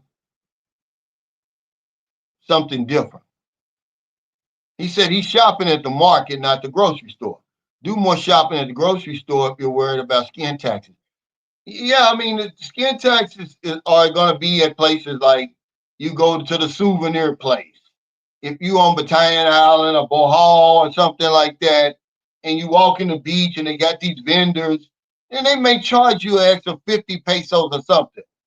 It's not enough to lose your mind over because you're not going to be there every single day. I mean, that's conversation. I get it, man. You're making conversation, but that's not a reality for most of us, man. Fool me once, shame on you. Fool me twice, shame on me. And 3 times and 4 times and all that. You might get me one time. I've got something called the do not call list of my own over here, meaning you F me over one time, you won't get another peso from me. I don't care how good your food is. I don't care how good your massage is. You charge me more one time and upset me, I'm taking my money, I'm taking my peso somewhere else. And I would suggest you do the same thing. But you're not running into that all the time. You see all these negative videos about the Philippines, and you say to yourself, where are these guys living? That they are putting up with this stuff day in and day out. Okay? I don't get it. Where are you living? And then I have to ask you, why are you putting up with it? Yeah, it's just a conversation starter. That's all. I'm not, uh, you know, waddling. I'm not wading in poverty and trash and garbage every damn day. Is it over here? Yeah, but I'm not, wading through it every damn day. And people aren't knocking on my door every day, begging and all that stuff. Man, that's a conversation starter. Yeah, you can go up to Manila and walk around in over there by the embassy, and people gonna ask you for money. What were you gonna do? Just all day walk up and down that street and people ask you for money all day? Take your ass to the mall. All those other nice touristy places you can go to where people aren't gonna bother you. For the most part, people don't bother me here, man.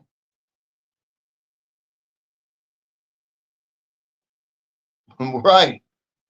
Thank you. He said, I can't find one person here in the US that's interested in using a budget. We're really not taught that. We're not taught a whole lot in school that's gonna help us in the real world. All they want to do is indoctrinate you in school. That's basically all they want you to do. And they're going to impart information to you, and they want you to give it back to them, and that's education to them. That's not education, but that's what we get in school. Nobody teaches us that stuff, even now. So when you come over here, you don't have a budget there, you're not going to have a budget here. Our budget in America is how much money am I earning every month? That's my budget. That's what I'm spending. I'm going to spend it until it's gone. That's why we live paycheck to paycheck there. Very little savings. We save less money than any other industrialized country. Okay, now that's unimpressive for being the greatest country in the world.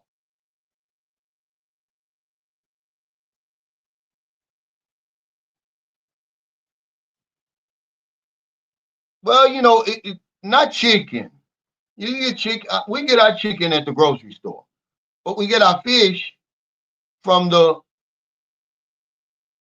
market, and Maryland goes. So we're not getting uh, the skin tax because she knows how much it costs.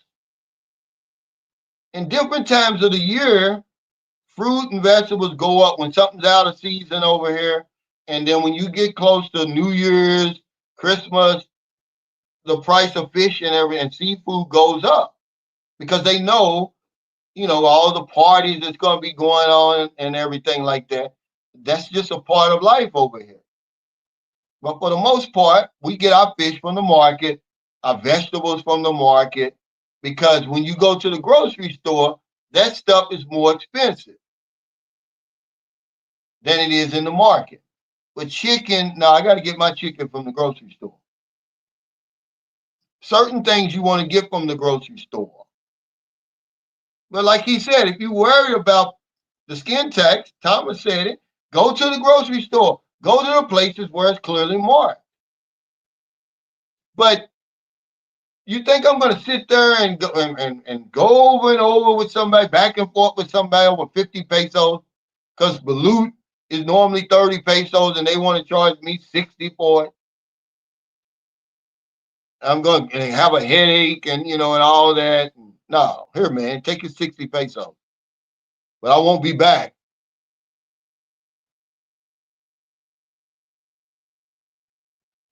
He said, Tuck Tuck is about the only thing I have a problem with. But they're just trying to get a little extra. Yeah, this is all I'm saying. Okay. I don't have a problem with tricycles in St. Carlos City. Now, if I go to Dumagetti, they always say, well, how much you want to give me? And I pay a little extra because they won't stop for nobody else. So I don't want them to lose. Now, if you want to stop every 5 feet, then give them the 20 pesos. And you want to be squeezed in there, or you just give them the 50 and they keep going. It's up to you. But the Philippines is the worst place to try to be cheap, guys. Don't be cheap over here. This is the worst place to be cheap.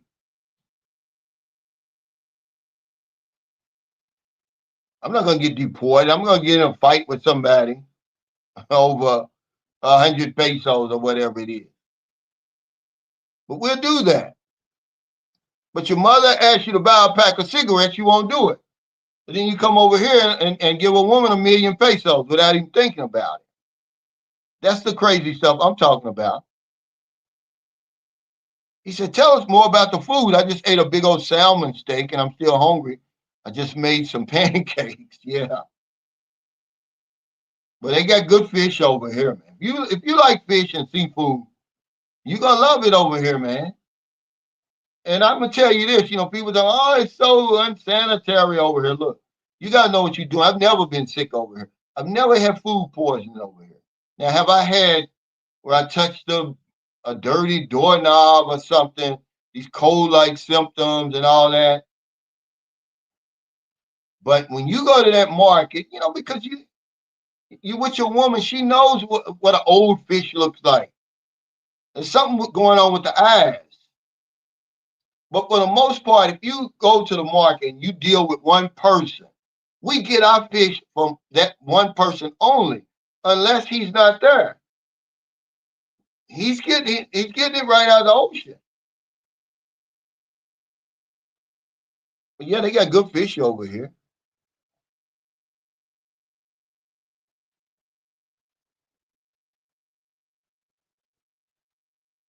He said, yeah, if you don't like flies landing on your food, yeah.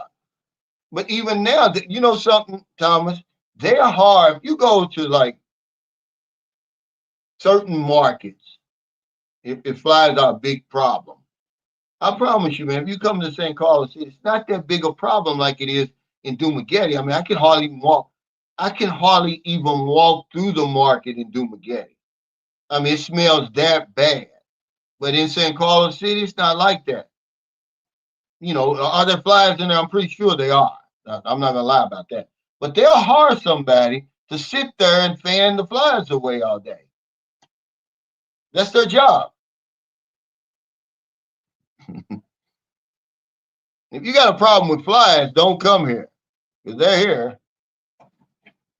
Because what happened? What is that? Oh wow, my favorite. Oh, hot, honey. No, I mean spicy hot, but I like it like that. Yeah, she made the what's it called?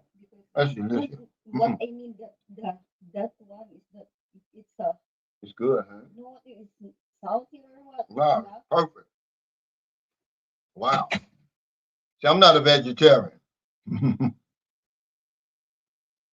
Anybody who's been over here long enough, you probably had Bico Express. It's good. Now, what started her making it again was we went to Bantayan Island and Michael Watkins, remember the brother I interviewed? They invited us over to their house for dinner or lunch. And he's got a young girl. She couldn't be no more than 23 or 24. Boy, she can cook though. She cooked that Bico Express, man. And bro was like, I'm gonna make this when I get home. I haven't heard from Michael, man. He's a good guy.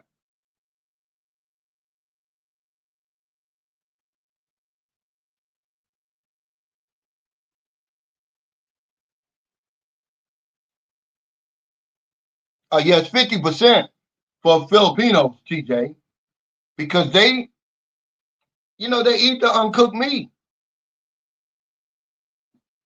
Okay, when they go to these barbecue on the street, but all you got to do is tell them, cook it all the way. But the line is so long that they just turn it a few times and put the sauce on and that's it. No, man, look, when I order esau, chicken, whatever it is I order, man, you got to cook that all the way. And I tell Mercer, so they'll put mine to the side, and we'll stand to the side, and they'll keep looking and this, no, keep it going. But it's 50%. But remember, I'm not Filipino. I'm over here. I'm not going to throw my values out the window when I get here. I'm still going to have them. You got to be smart. If you see the meat and you know that they're going to have it, they're going to have the food right here, ready for you to order. You point out, okay, I want that. And they throw it on there and turn it a few times and try to give it to you. Say, no, okay, just cook it well done. They'll do it.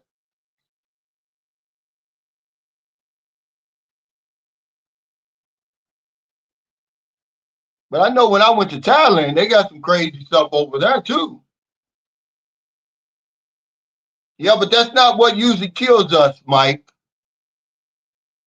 Yeah, we know it eventually will, but it's what you put in your mouth that's going to kill you. That's what kills most of us. Okay? And I'm not a doctor. You can look that up real easily. Okay? It's all that crazy processed foods we eating that you don't think is bothering you, but over 50 years, it's destroying your body on the inside. If you think McDonald's and Burger King and all that stuff is good for you, then keep eating it. But it's not good for you. They told you a long time ago it's not good for you, but you keep eating it because you think you know more than the doctors and the professionals and the scientists and all that. All that processed stuff, man. It's just something we learned from the people who came before us, but we don't want to listen. It's easier to just do what everybody else is doing. I was told that if it comes in plastic, don't eat it. So it's just about everything in a grocery store. But it's a habit. Old habits are hard to break. Yeah, it's 50%. But I'm gonna be honest, man. It was only one Calendarium. I've been here over 16 years. I've only eaten in two Calendariums, and the only one in St. Carlos I was eating. I was eating the beans, those white beans. I'd sit there and watch them make it, and I'd send Marilyn over there to get us a bowl each, and we'll eat it. The next day, I wouldn't order it because it's the same pot that was there yesterday. And in Shikiho Island, well, we would eat in the morning when they first cooked the food. And, unfortunately, man, that place burned down. I don't eat in the Calendarius, man. I don't. Some guys do. I don't.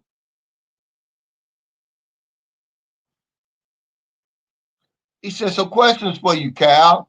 He said, my girlfriend has two restaurants, one on the beach and the other in the Batak City province.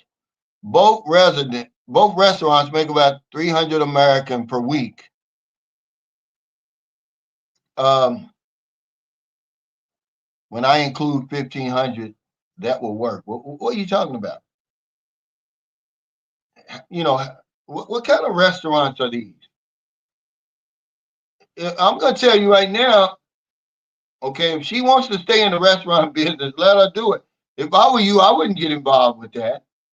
300 per week?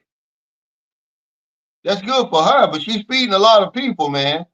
When the rice is $15 a plate, okay, hot dogs are 10 pesos. She's doing damn good because when we see this, my girlfriend has two restaurants, we're thinking, oh, it's a Crystals or something like that, or you know what I'm saying? TGI Friday. No, you know what these restaurants look like, okay? We trying to clean it up. It's really a calendaria, is what it is. I wouldn't. They've got a different type of patience than we have 8,000 miles away. I'm not going to slave over a hot ass grill and be looking over the employees' backs and all that for 300 a week. Now, if I'm a Filipino, that's good money. But for somebody like us, all the work and the hassle and the headache you got to deal with, no, I'm not going to do it. I mean, if you want to do it, do it. But so so they both make about 300, so that's 600. Hell, that's a lot of work, man. But I don't really know what the question he was asking.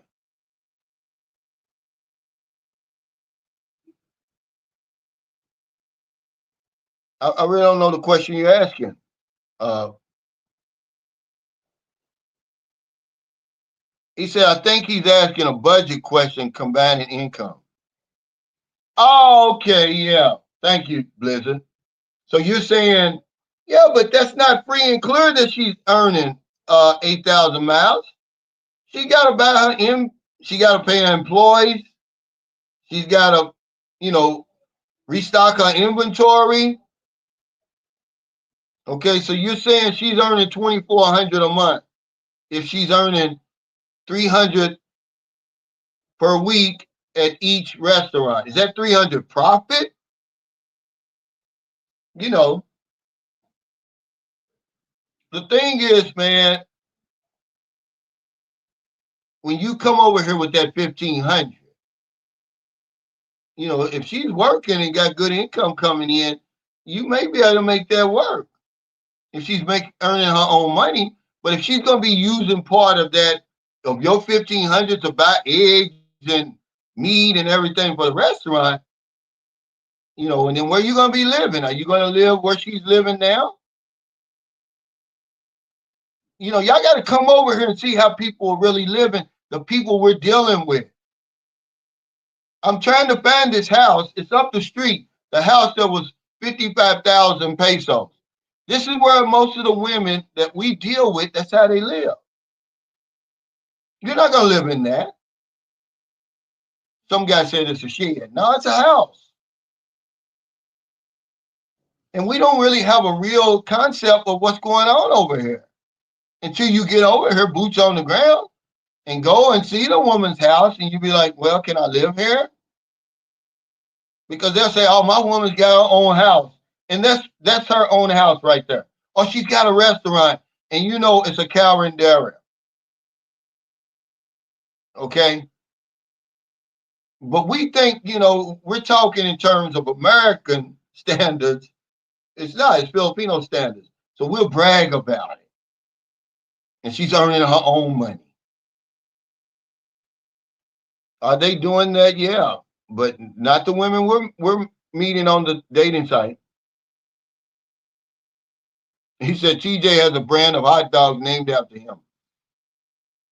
The only ones I eat are the Virginia hot dogs.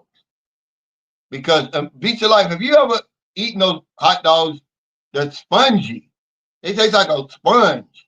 I mean, they literally melt when you bite into them. I've never tasted a hot dog like that. But those Virginia hot dogs, they're just regular hot dogs to me. But they got some, man, they're little and they're small, and they'll just disintegrate the minute you bite them. But they're only like 7 pesos or something on the grill.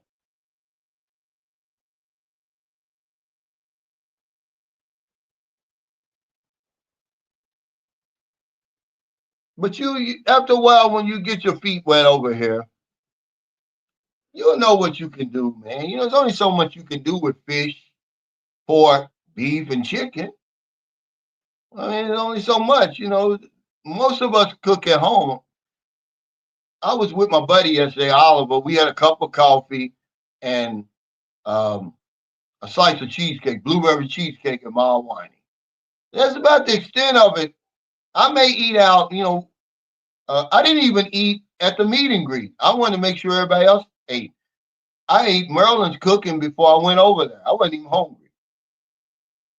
But I want to make sure everybody else. I very seldom eat out, man. Unless somebody comes to San Carlos City and invites me to eat out. Or it's like Mother's Day when I took them out to eat. When, you know, Booby graduated from kindergarten or something like that. Yeah, he said that's what he's asking, but she ain't making real money with that restaurant, Bliss. I mean, she'd be busy as hell, Thomas, if she's earning that kind of money. I'm not gonna say she's not, but she's busy as hell. And I'm gonna tell you, she got a lot of help too doing that. So those Calendarias, man, depending on where they are, man, they be crowded, man. You know, they know what they're doing. They cooking for the people. Just like the tricycle drivers and the jeepneys. If it wasn't for the Calendarias and the jeepneys and stuff like that, a lot of locals couldn't make it, man. It's a peso economy. But y'all don't understand a peso economy. All you understand is a dollar economy.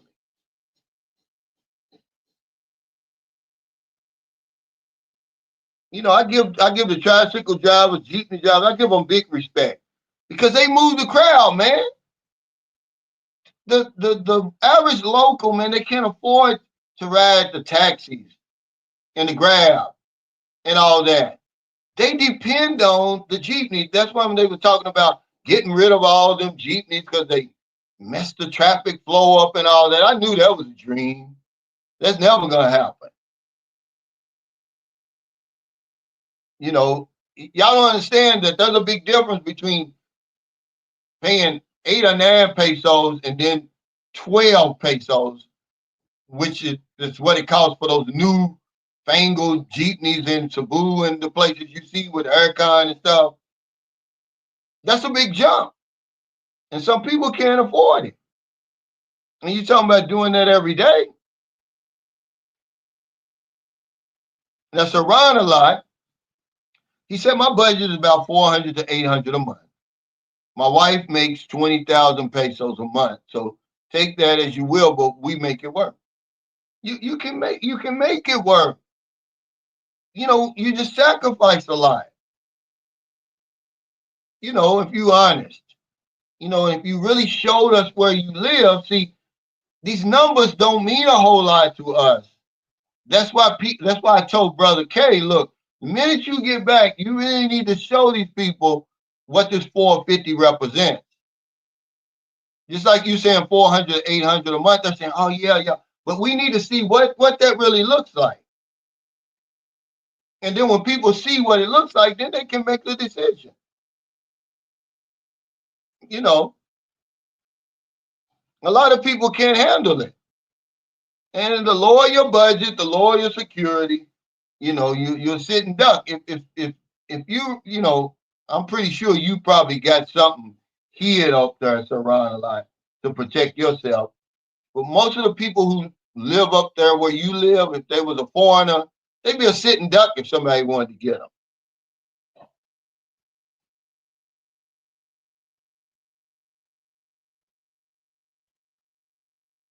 He said my 1,500 ain't got nothing to do with a restaurant. Yeah. Have you been over here yet? Have you seen the operation? Or are you just going by what she said? You got to come over and see that. You know, the restaurant, I'm not saying it's not true, but I would say her 300 is probably, is that gross or is that net? Because she's not running that thing by herself. She's not running 2 restaurants by herself. I mean, if you see how busy these little carinderas be, you know what I'm talking about. She's paying them people at least, what, 300 pesos a day or something like that. But if you got a good carindera, the last time we were in Dumaguete, what, last week or week before, you can you can tell the good ones. They be packed. But you know, that's what I'm saying. You know, you're gonna get, you might have pancit for 15 pesos, a thing of rice for 10. You might have lumpia for 5 pesos each. You know, and they stay up all night putting all this stuff together for the next day. It's hard work, man. But you know, you got to do it if you want to succeed.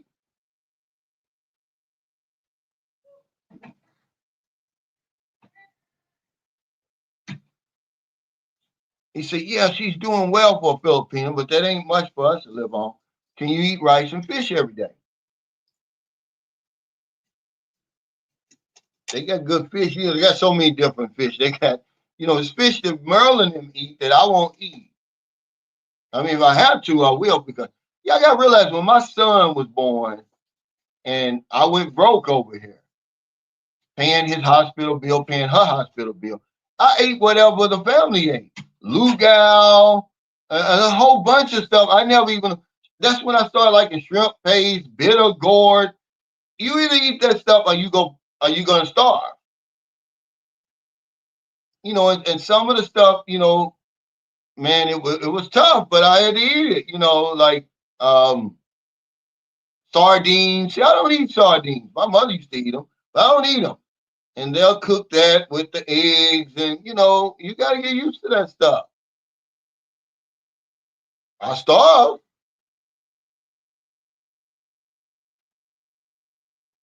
Yeah, he said, I would rather eat longanisa and not ask how it was made than eat a package of hot dogs here. The longanisa, I like the longanisa. That not the sweet, not the ones that got that little coating of sweet on it. I like the longanisa, like the ones at Jollibee that they serve for breakfast. And now you can go in a lot of these restaurants, Beach of Life here. I know it was in Sikihor, but they got this Hungarian sausage now, which is good. I don't know if they're making it, themselves or importing it, but it's good. You can get that or bacon, of course. But I don't have a problem with hot dogs. You get the Virginia hot dogs, they're expensive. We get the premium, they're 195 a pack. But they're like real hot dogs. Yeah, no, you never know. Don't go on YouTube and watch how they're made. You may not eat another one. Because we got the place, we used to have Armor. Armor used to be in Louisville. But we still got a meat packing place there. I forgot the name of it. And they make hot dogs out of all the scraps and stuff left over. But I don't think you want to know what goes in any of this stuff if you ain't making it yourself. He says, I talked to Michael Onstad, so thanks for the info, Cal. To work on my health exercise, drink lots of water, take it one day at a time when I get to the Philippines. Yeah, that's all you could do, man. But one thing I like about Brother K, he says just do it, man. Don't listen to these experts, man. I mean, you got common sense. Look, you've been, what, you 50, 60, 70 years old? A lot of people are just afraid. They want a guarantee. They want to be reassured no matter what it is. Do I have enough money? Am I going to have a girlfriend? Am I going to be safe? They want all these guarantees that they don't even have at home. Just come over here, man. There's no, you don't have to stay the rest of your life. Just do it one day at a time, like he said. Because people always ask me, well, hey, Cal, how'd you stop drinking for 27 years, one day at a time? It's the only way I can do it. It's the only way I can live one day at a time, one moment at a time. Same as you. But I wouldn't let that stop me. I like to interview people like him because I want to put them out there to say, hey, look, he's doing it. Does that mean you can do it? No, but it shows real people who are living on less than $1,000 a month. But he's got to show receipts now. And I told him, otherwise you're going to lose your credibility. But I know him. I'm watching him now. The guy's a strict vegetarian. Unless he's got a pack of hot dogs underneath the bed in there. But I don't think he does. Most of us don't have the discipline. Yeah. I do because I don't eat those places. That's the one reason I don't, man. That's what stops me, TJ. I never should have watched. That's delicious, huh? I never should have watched that YouTube video on Peg Peg. Now every calendar that's in my mind. And do we eat anything worse than that? I don't know. But just the thought of them getting that food out of the garbage that people have thrown away, and they wash it and they boil it and they reformulate it into some type of sauce, and they transform it to a whole different meal. No, I don't want that. And what I don't know won't hurt me. You might have had it before. But some people like in Tondo and places like that, they know what they're eating, but they don't have a choice. The man was like, this is all I can afford. And it's good, he said. I eat it all the time. It's 20 pesos for the meal. He gets the meal, that meat, that mostly chicken that they get from Jollibee out of the garbage, and rice for 20 pesos.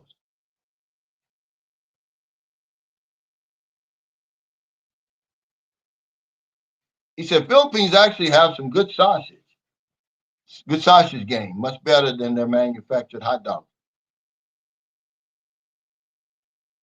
Like I said, the only hot dogs I eat are Virginia. I mean, that's the only one.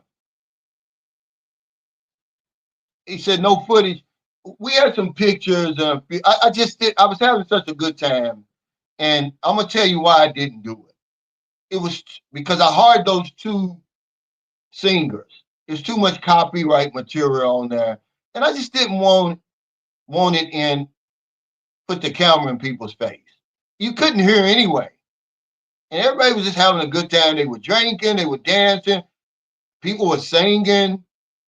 You know, just take my word for it, man. I'm not gonna lie. Our meet and greets be off the chain, man. They be some good times. This is what people need. We count money over here. And you can tell. You can tell when somebody hasn't been out and had a good time in a long time. Man, they get to drinking and dancing and singing, and people, man, they start acting out of character. I mean, in a good way, because they're stuck in the house with the girlfriend or in the province or wherever they are. Man, they had a good time. We always have a good time at these meet and greets. But no, I didn't. I didn't even. I forget. I had such a good time. It wasn't even on my mind. I didn't even offer the 8,000 mouth patches. At the end, a friend, Frank G, what I call him, he bought one. He said, "Hey, you got, how much are those, patches?" I said, 400. He said, "Give me one." And his wife is a retired nurse. She was the one who suggested that we send Sahara to St. Augustine in Bacala. But yeah, no, I didn't do any footage, man. Uh, but the next one is going to be in Bacala. Then we're going to Subic Bay or whatever it is. But I think even before then, I'm going to have a party. I'm going to have an actual party because Palau Hotel's got a real nice ballroom with the DJ booth and everything. And they always have a party there around Christmas. I'm going to see how much it costs just to rent that. If you want food, you get it from their restaurant, but you're going to be able to bring your own bottle.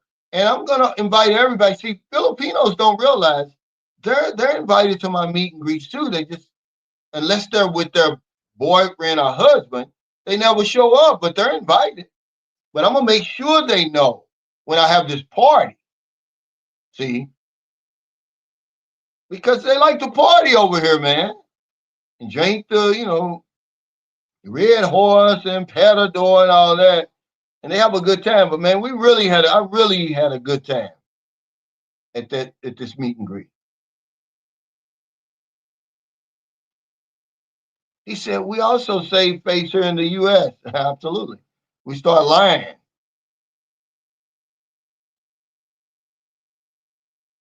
But yeah, whenever meet and greet, whoever's having one, a lot, ever since I learned from Paul, Old Dog New Tricks, and Justin Critter Hunter, they have their meet and greets at these local businesses.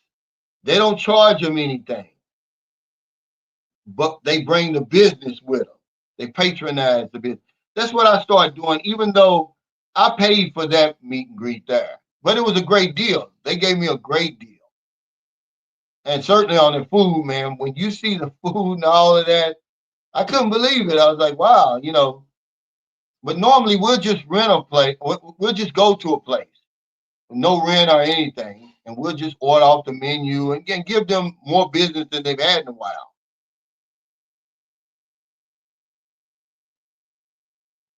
But yeah, we had a good time, man.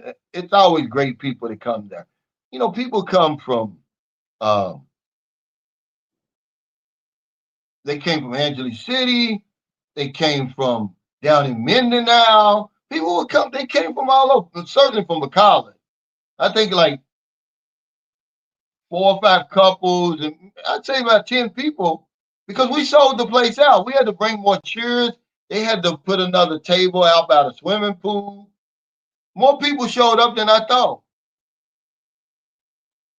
But they came from as far, one guy came from Las Piñas, which is Metro Manila. He said, how many Americans going over there are living with the family in the Philippines? They're dating to save on the rent, and is it a good strategy?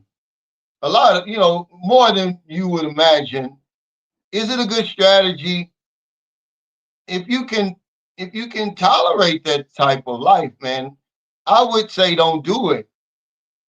It's levels to this over here.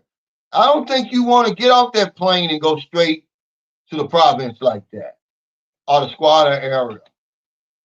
But guys do it because, they come here for the girl. They'll do anything for the woman. But I wouldn't suggest it. I wouldn't suggest it because you open yourself up to everything now.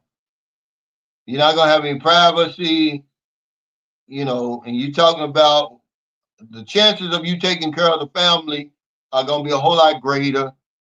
Excuse me. I wouldn't do that, man. Don't come over and be that cheap. Get your Airbnb at first and then try to find your place. It's $200 rent over here. What better strategy than that, Heavy Shoulders? I mean, y'all really don't understand how some people live over here. It's just their way of life. I'm not putting them down or something, but it's totally different from where you come from. Where you turn one knob for hot water, one knob for cold water and all that. It's not over here. I don't even have that in my house.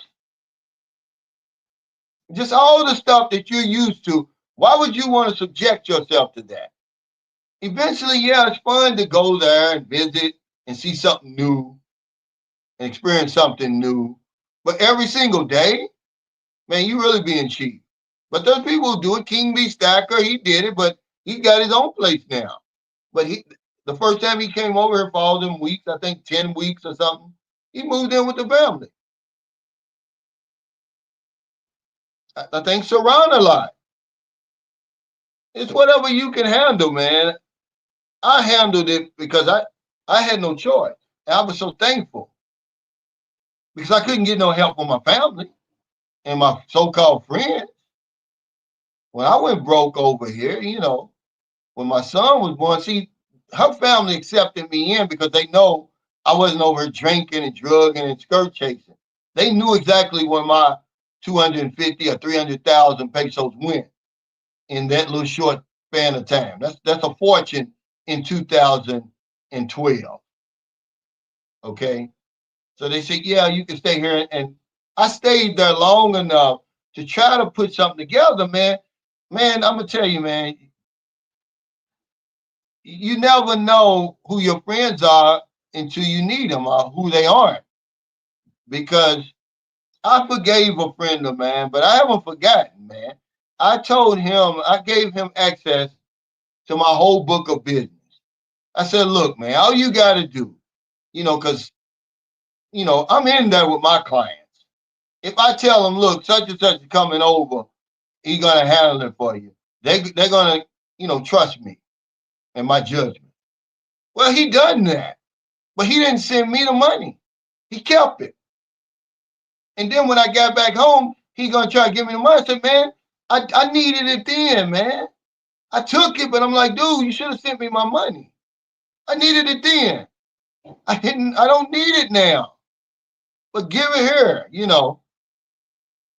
And they let me stay there, man. But otherwise, I wouldn't have been there. And that's why I learned so much about the Philippines living in that squatter area. I've always lived around the locals, man. Even when I had my own place.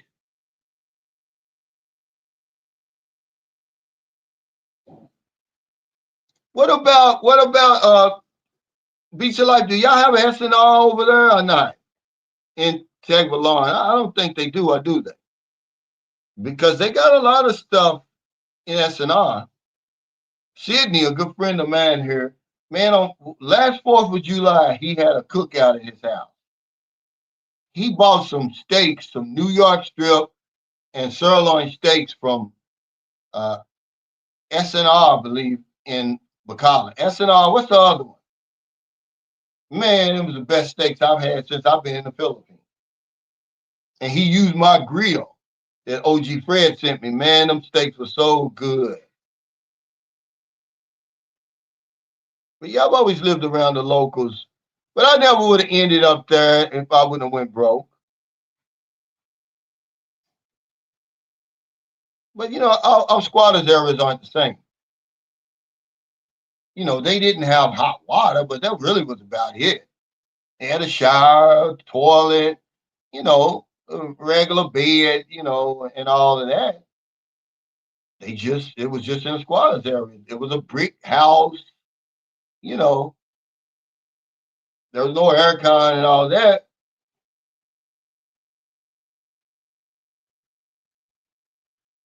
But eventually I bought an aircon up there. But back then it was no aircon.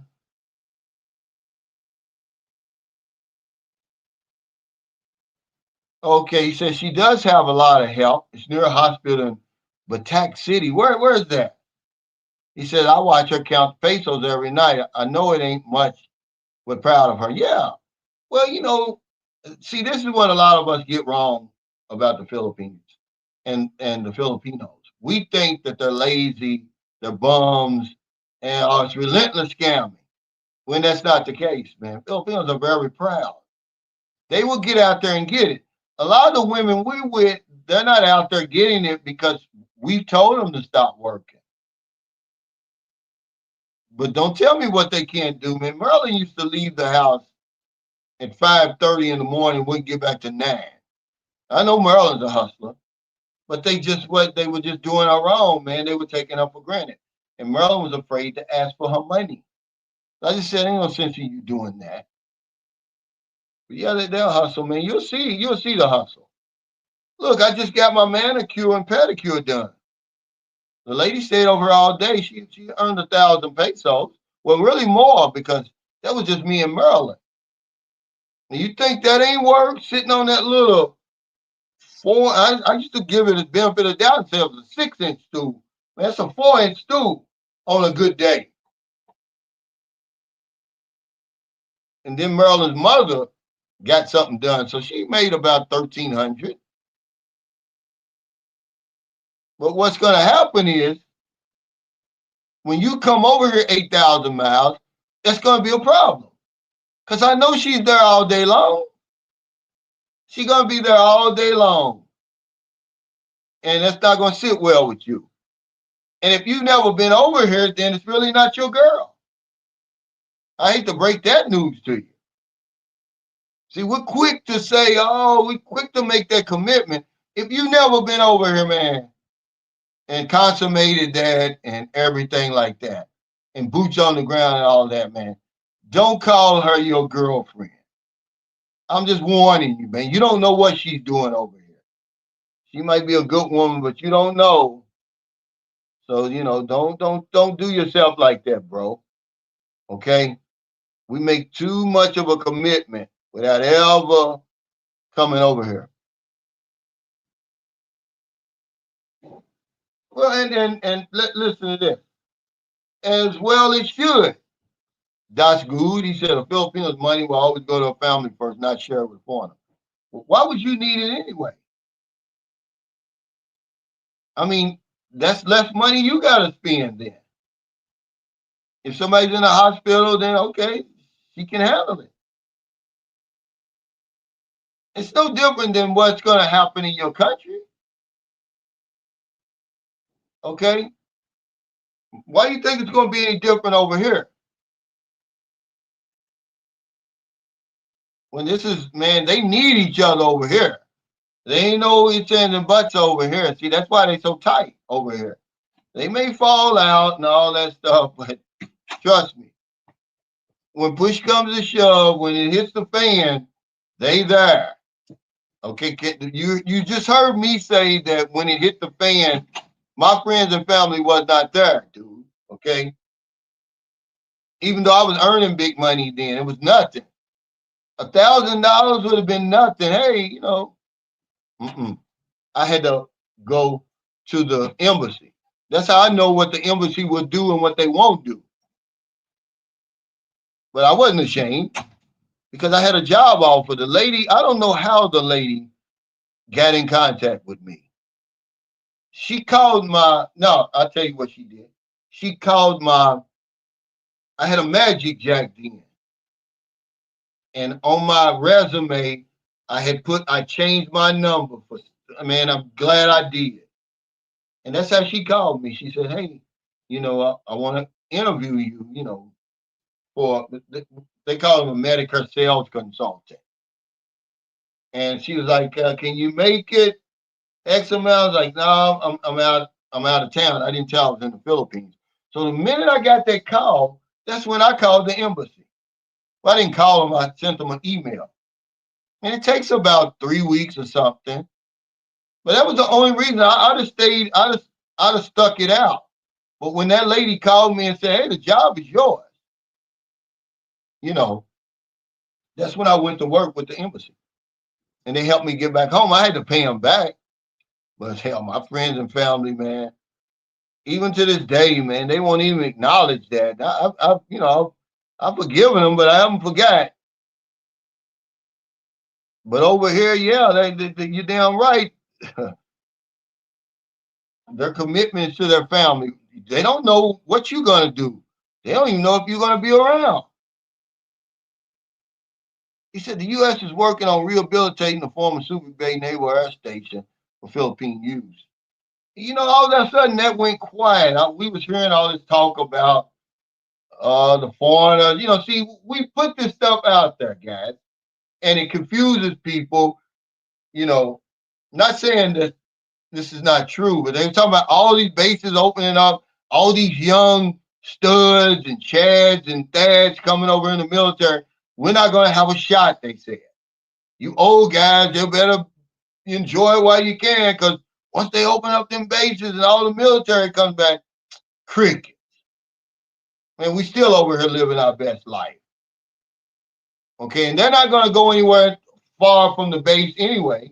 So wherever the base is, that's the only place they're going to be.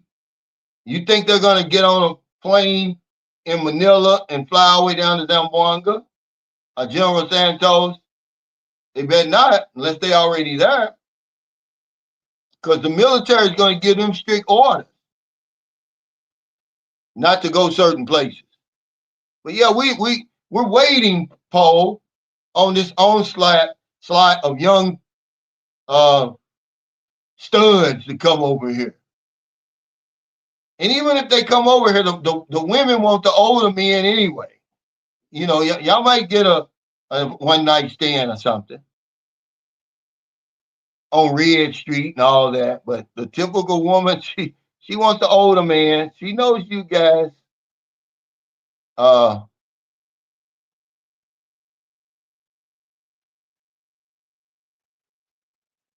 are playboys and stuff like that.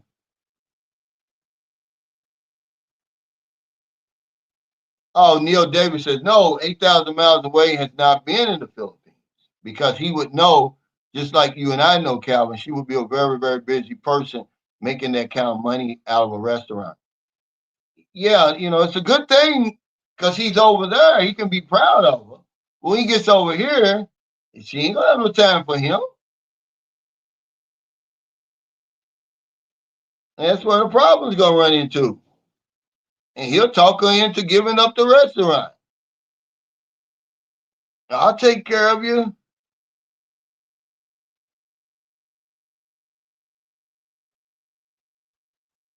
Yeah, that's the reason why we retire these women at such a young age. Oh man, it depends on where I am. Now when when you're down in Zamboanga, see they got it all down there because they're right on the water. So you got lapu lapu, you got marlin, several types of marlin. You got salmon, you got tuna. It's all down there. Okay, but here It's something similar to a red snapper here. I love it. It's just so fluffy, man, and it's delicious. But they got everything. It's just more expensive here than down in Minden now. But yeah, I like that red snapper here. I can't think of the name of it. But when I'm because I you can't get all the fish I was getting in down in Minden now. Not here. It costs you a fortune. That lapu lapu and all that blue marlin. I mean, be right out of the ocean, man. So delicious, man. I mean, really. I never ate so much fish until I started coming to the Philippines.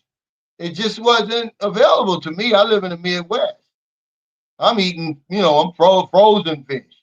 I'm thinking the fish in the display is fresh. No, the guy told me, he said, no, we just get that out of the frozen and we let it unthaw. So I never was really getting fresh fish like I am now. But here is it's equivalent to the red snapper. It's got like an orange type of color to it. I forgot the name of it. It's delicious. And then, because they got tilapia, then we eat a lot of the milkfish here, which they call bangus. But my favorite fish is not here. It's lapu lapu, blue mar, all that tuna, all of that, man. And I mean, the fish is so good in Zamboanga.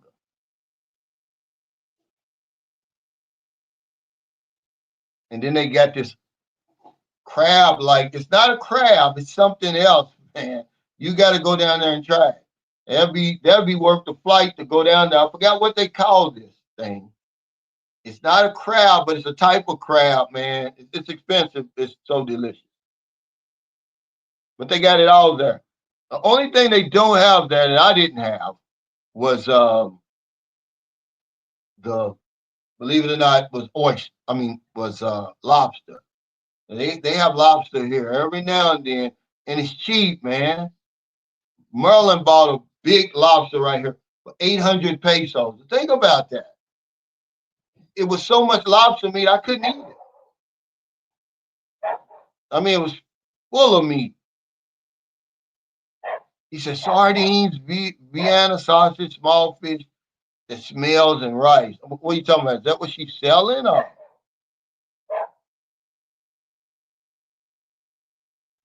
But if you like fish and seafood, man, you get your fill of it here. He said the red hot dog makes me sick. They got a little hot dog we tried in. I was hungry, me, Merle, and the kids, and we were on our way to the back to the hotel. And I said, "Oh man, them little hot dogs, they look good, right?" Well, I bit the thing in me. It just disintegrated. It was like a sponge or something. I never tasted anything like that before I sent. So I just always got to say, hey, these Virginia hot dogs is not. I'm sorry, just give me the East Side. I eat that.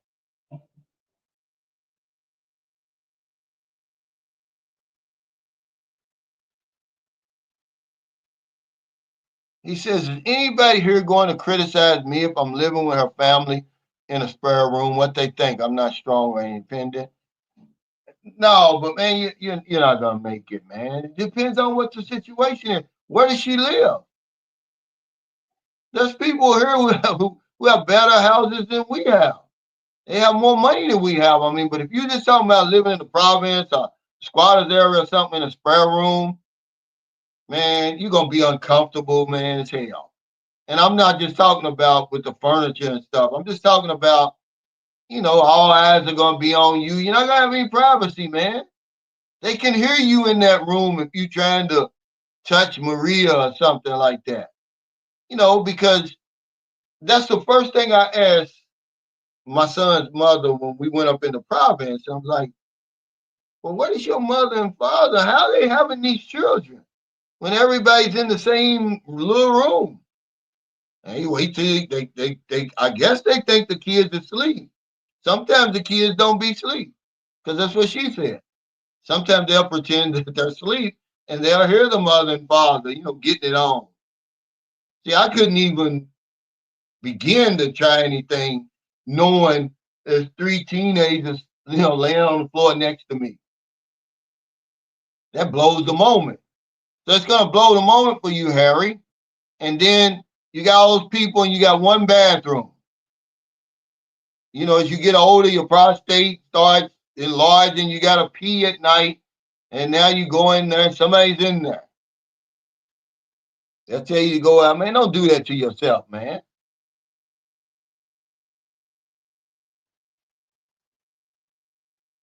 Because you can afford. He said, Yellow Cab Pizza has some very good food. I love their wings. Yeah, every time we go there, though, they're out of wings. Only thing they have is pizza.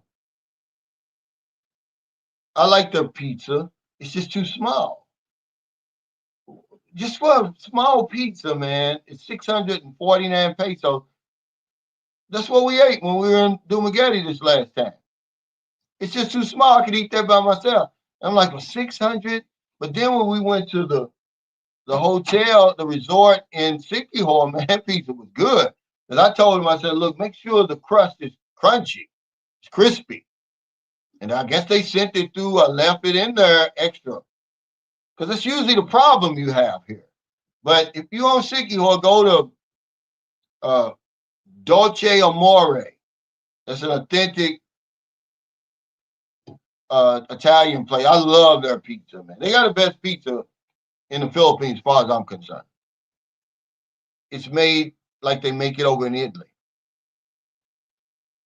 But yeah, guys, I got to get off here, man. It's time for lunch, and then we're going to the gym. I'm going to the gym with Brother K.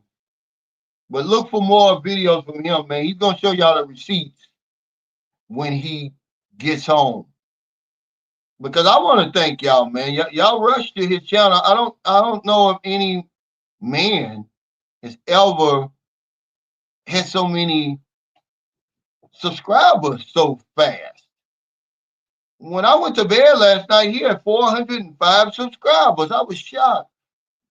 In a way, I was shocked, but I wasn't because I knew his story was going to get a lot of attention. People want to see behind the scenes, and I told him that. They want to know that, hey, this is real. It's real, though. He's going to show you his house, how he lives, and everything, because he's deep in the province. And a lot of people couldn't live like the way he lives. Right? He's basically the only foreigner there. Of course, there's no woman. There's no woman, man. That's a big deal there. That's a deal breaker for me. I'd rather spend 2,000 than 450. I got to have the woman, man. I'm sorry. And it's the deal breaker for a lot of people. That's why I made the video today. We talked about it before. But these old videos, man, they conveniently leave that out, man. You got to put that woman in there. Okay? I'm sorry, man, to break the bad news. But that's the reason why I can't live on less than 1,000 a month. Because little Maria's going to be here with me. I'm sorry. We're going to retire and then we're going to do everything. Yeah, reformat it. Yeah, that's right. You know it, Michael Beats of Life.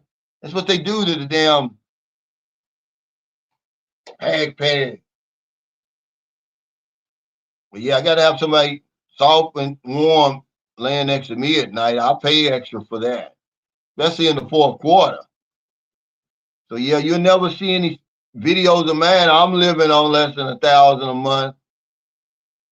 And I like to go to the beach and different things like that. And then I'm gonna have my aircon on, my bill's 10,000. But hell, I wasn't even here. But he's got receipts, so he can do it. Being in Cebu, show people your house, man. You always sitting right there. We know you. I believe you living on 600 a month. But show us some receipts, man. And people start following your channel because, man, they want that reassurance that they can do it.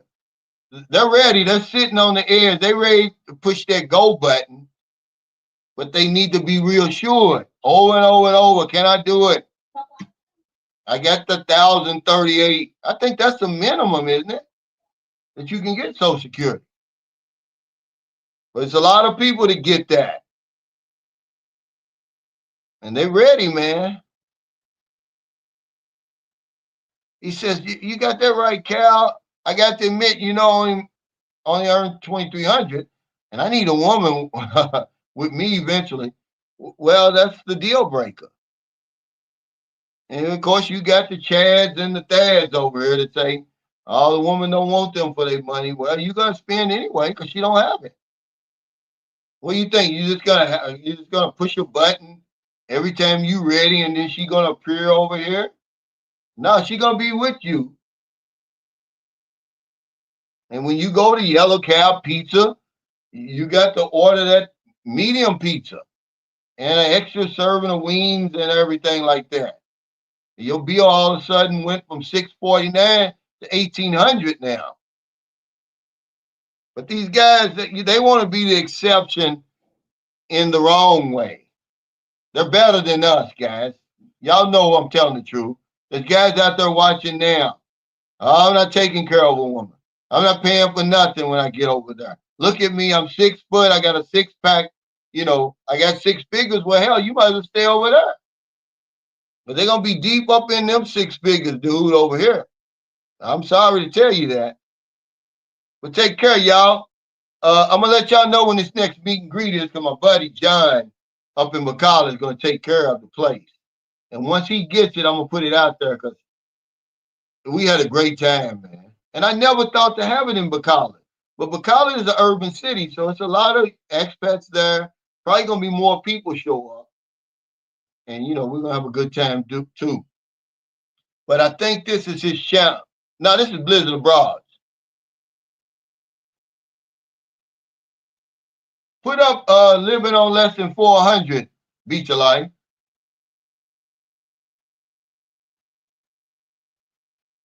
Take care, y'all. See y'all next time.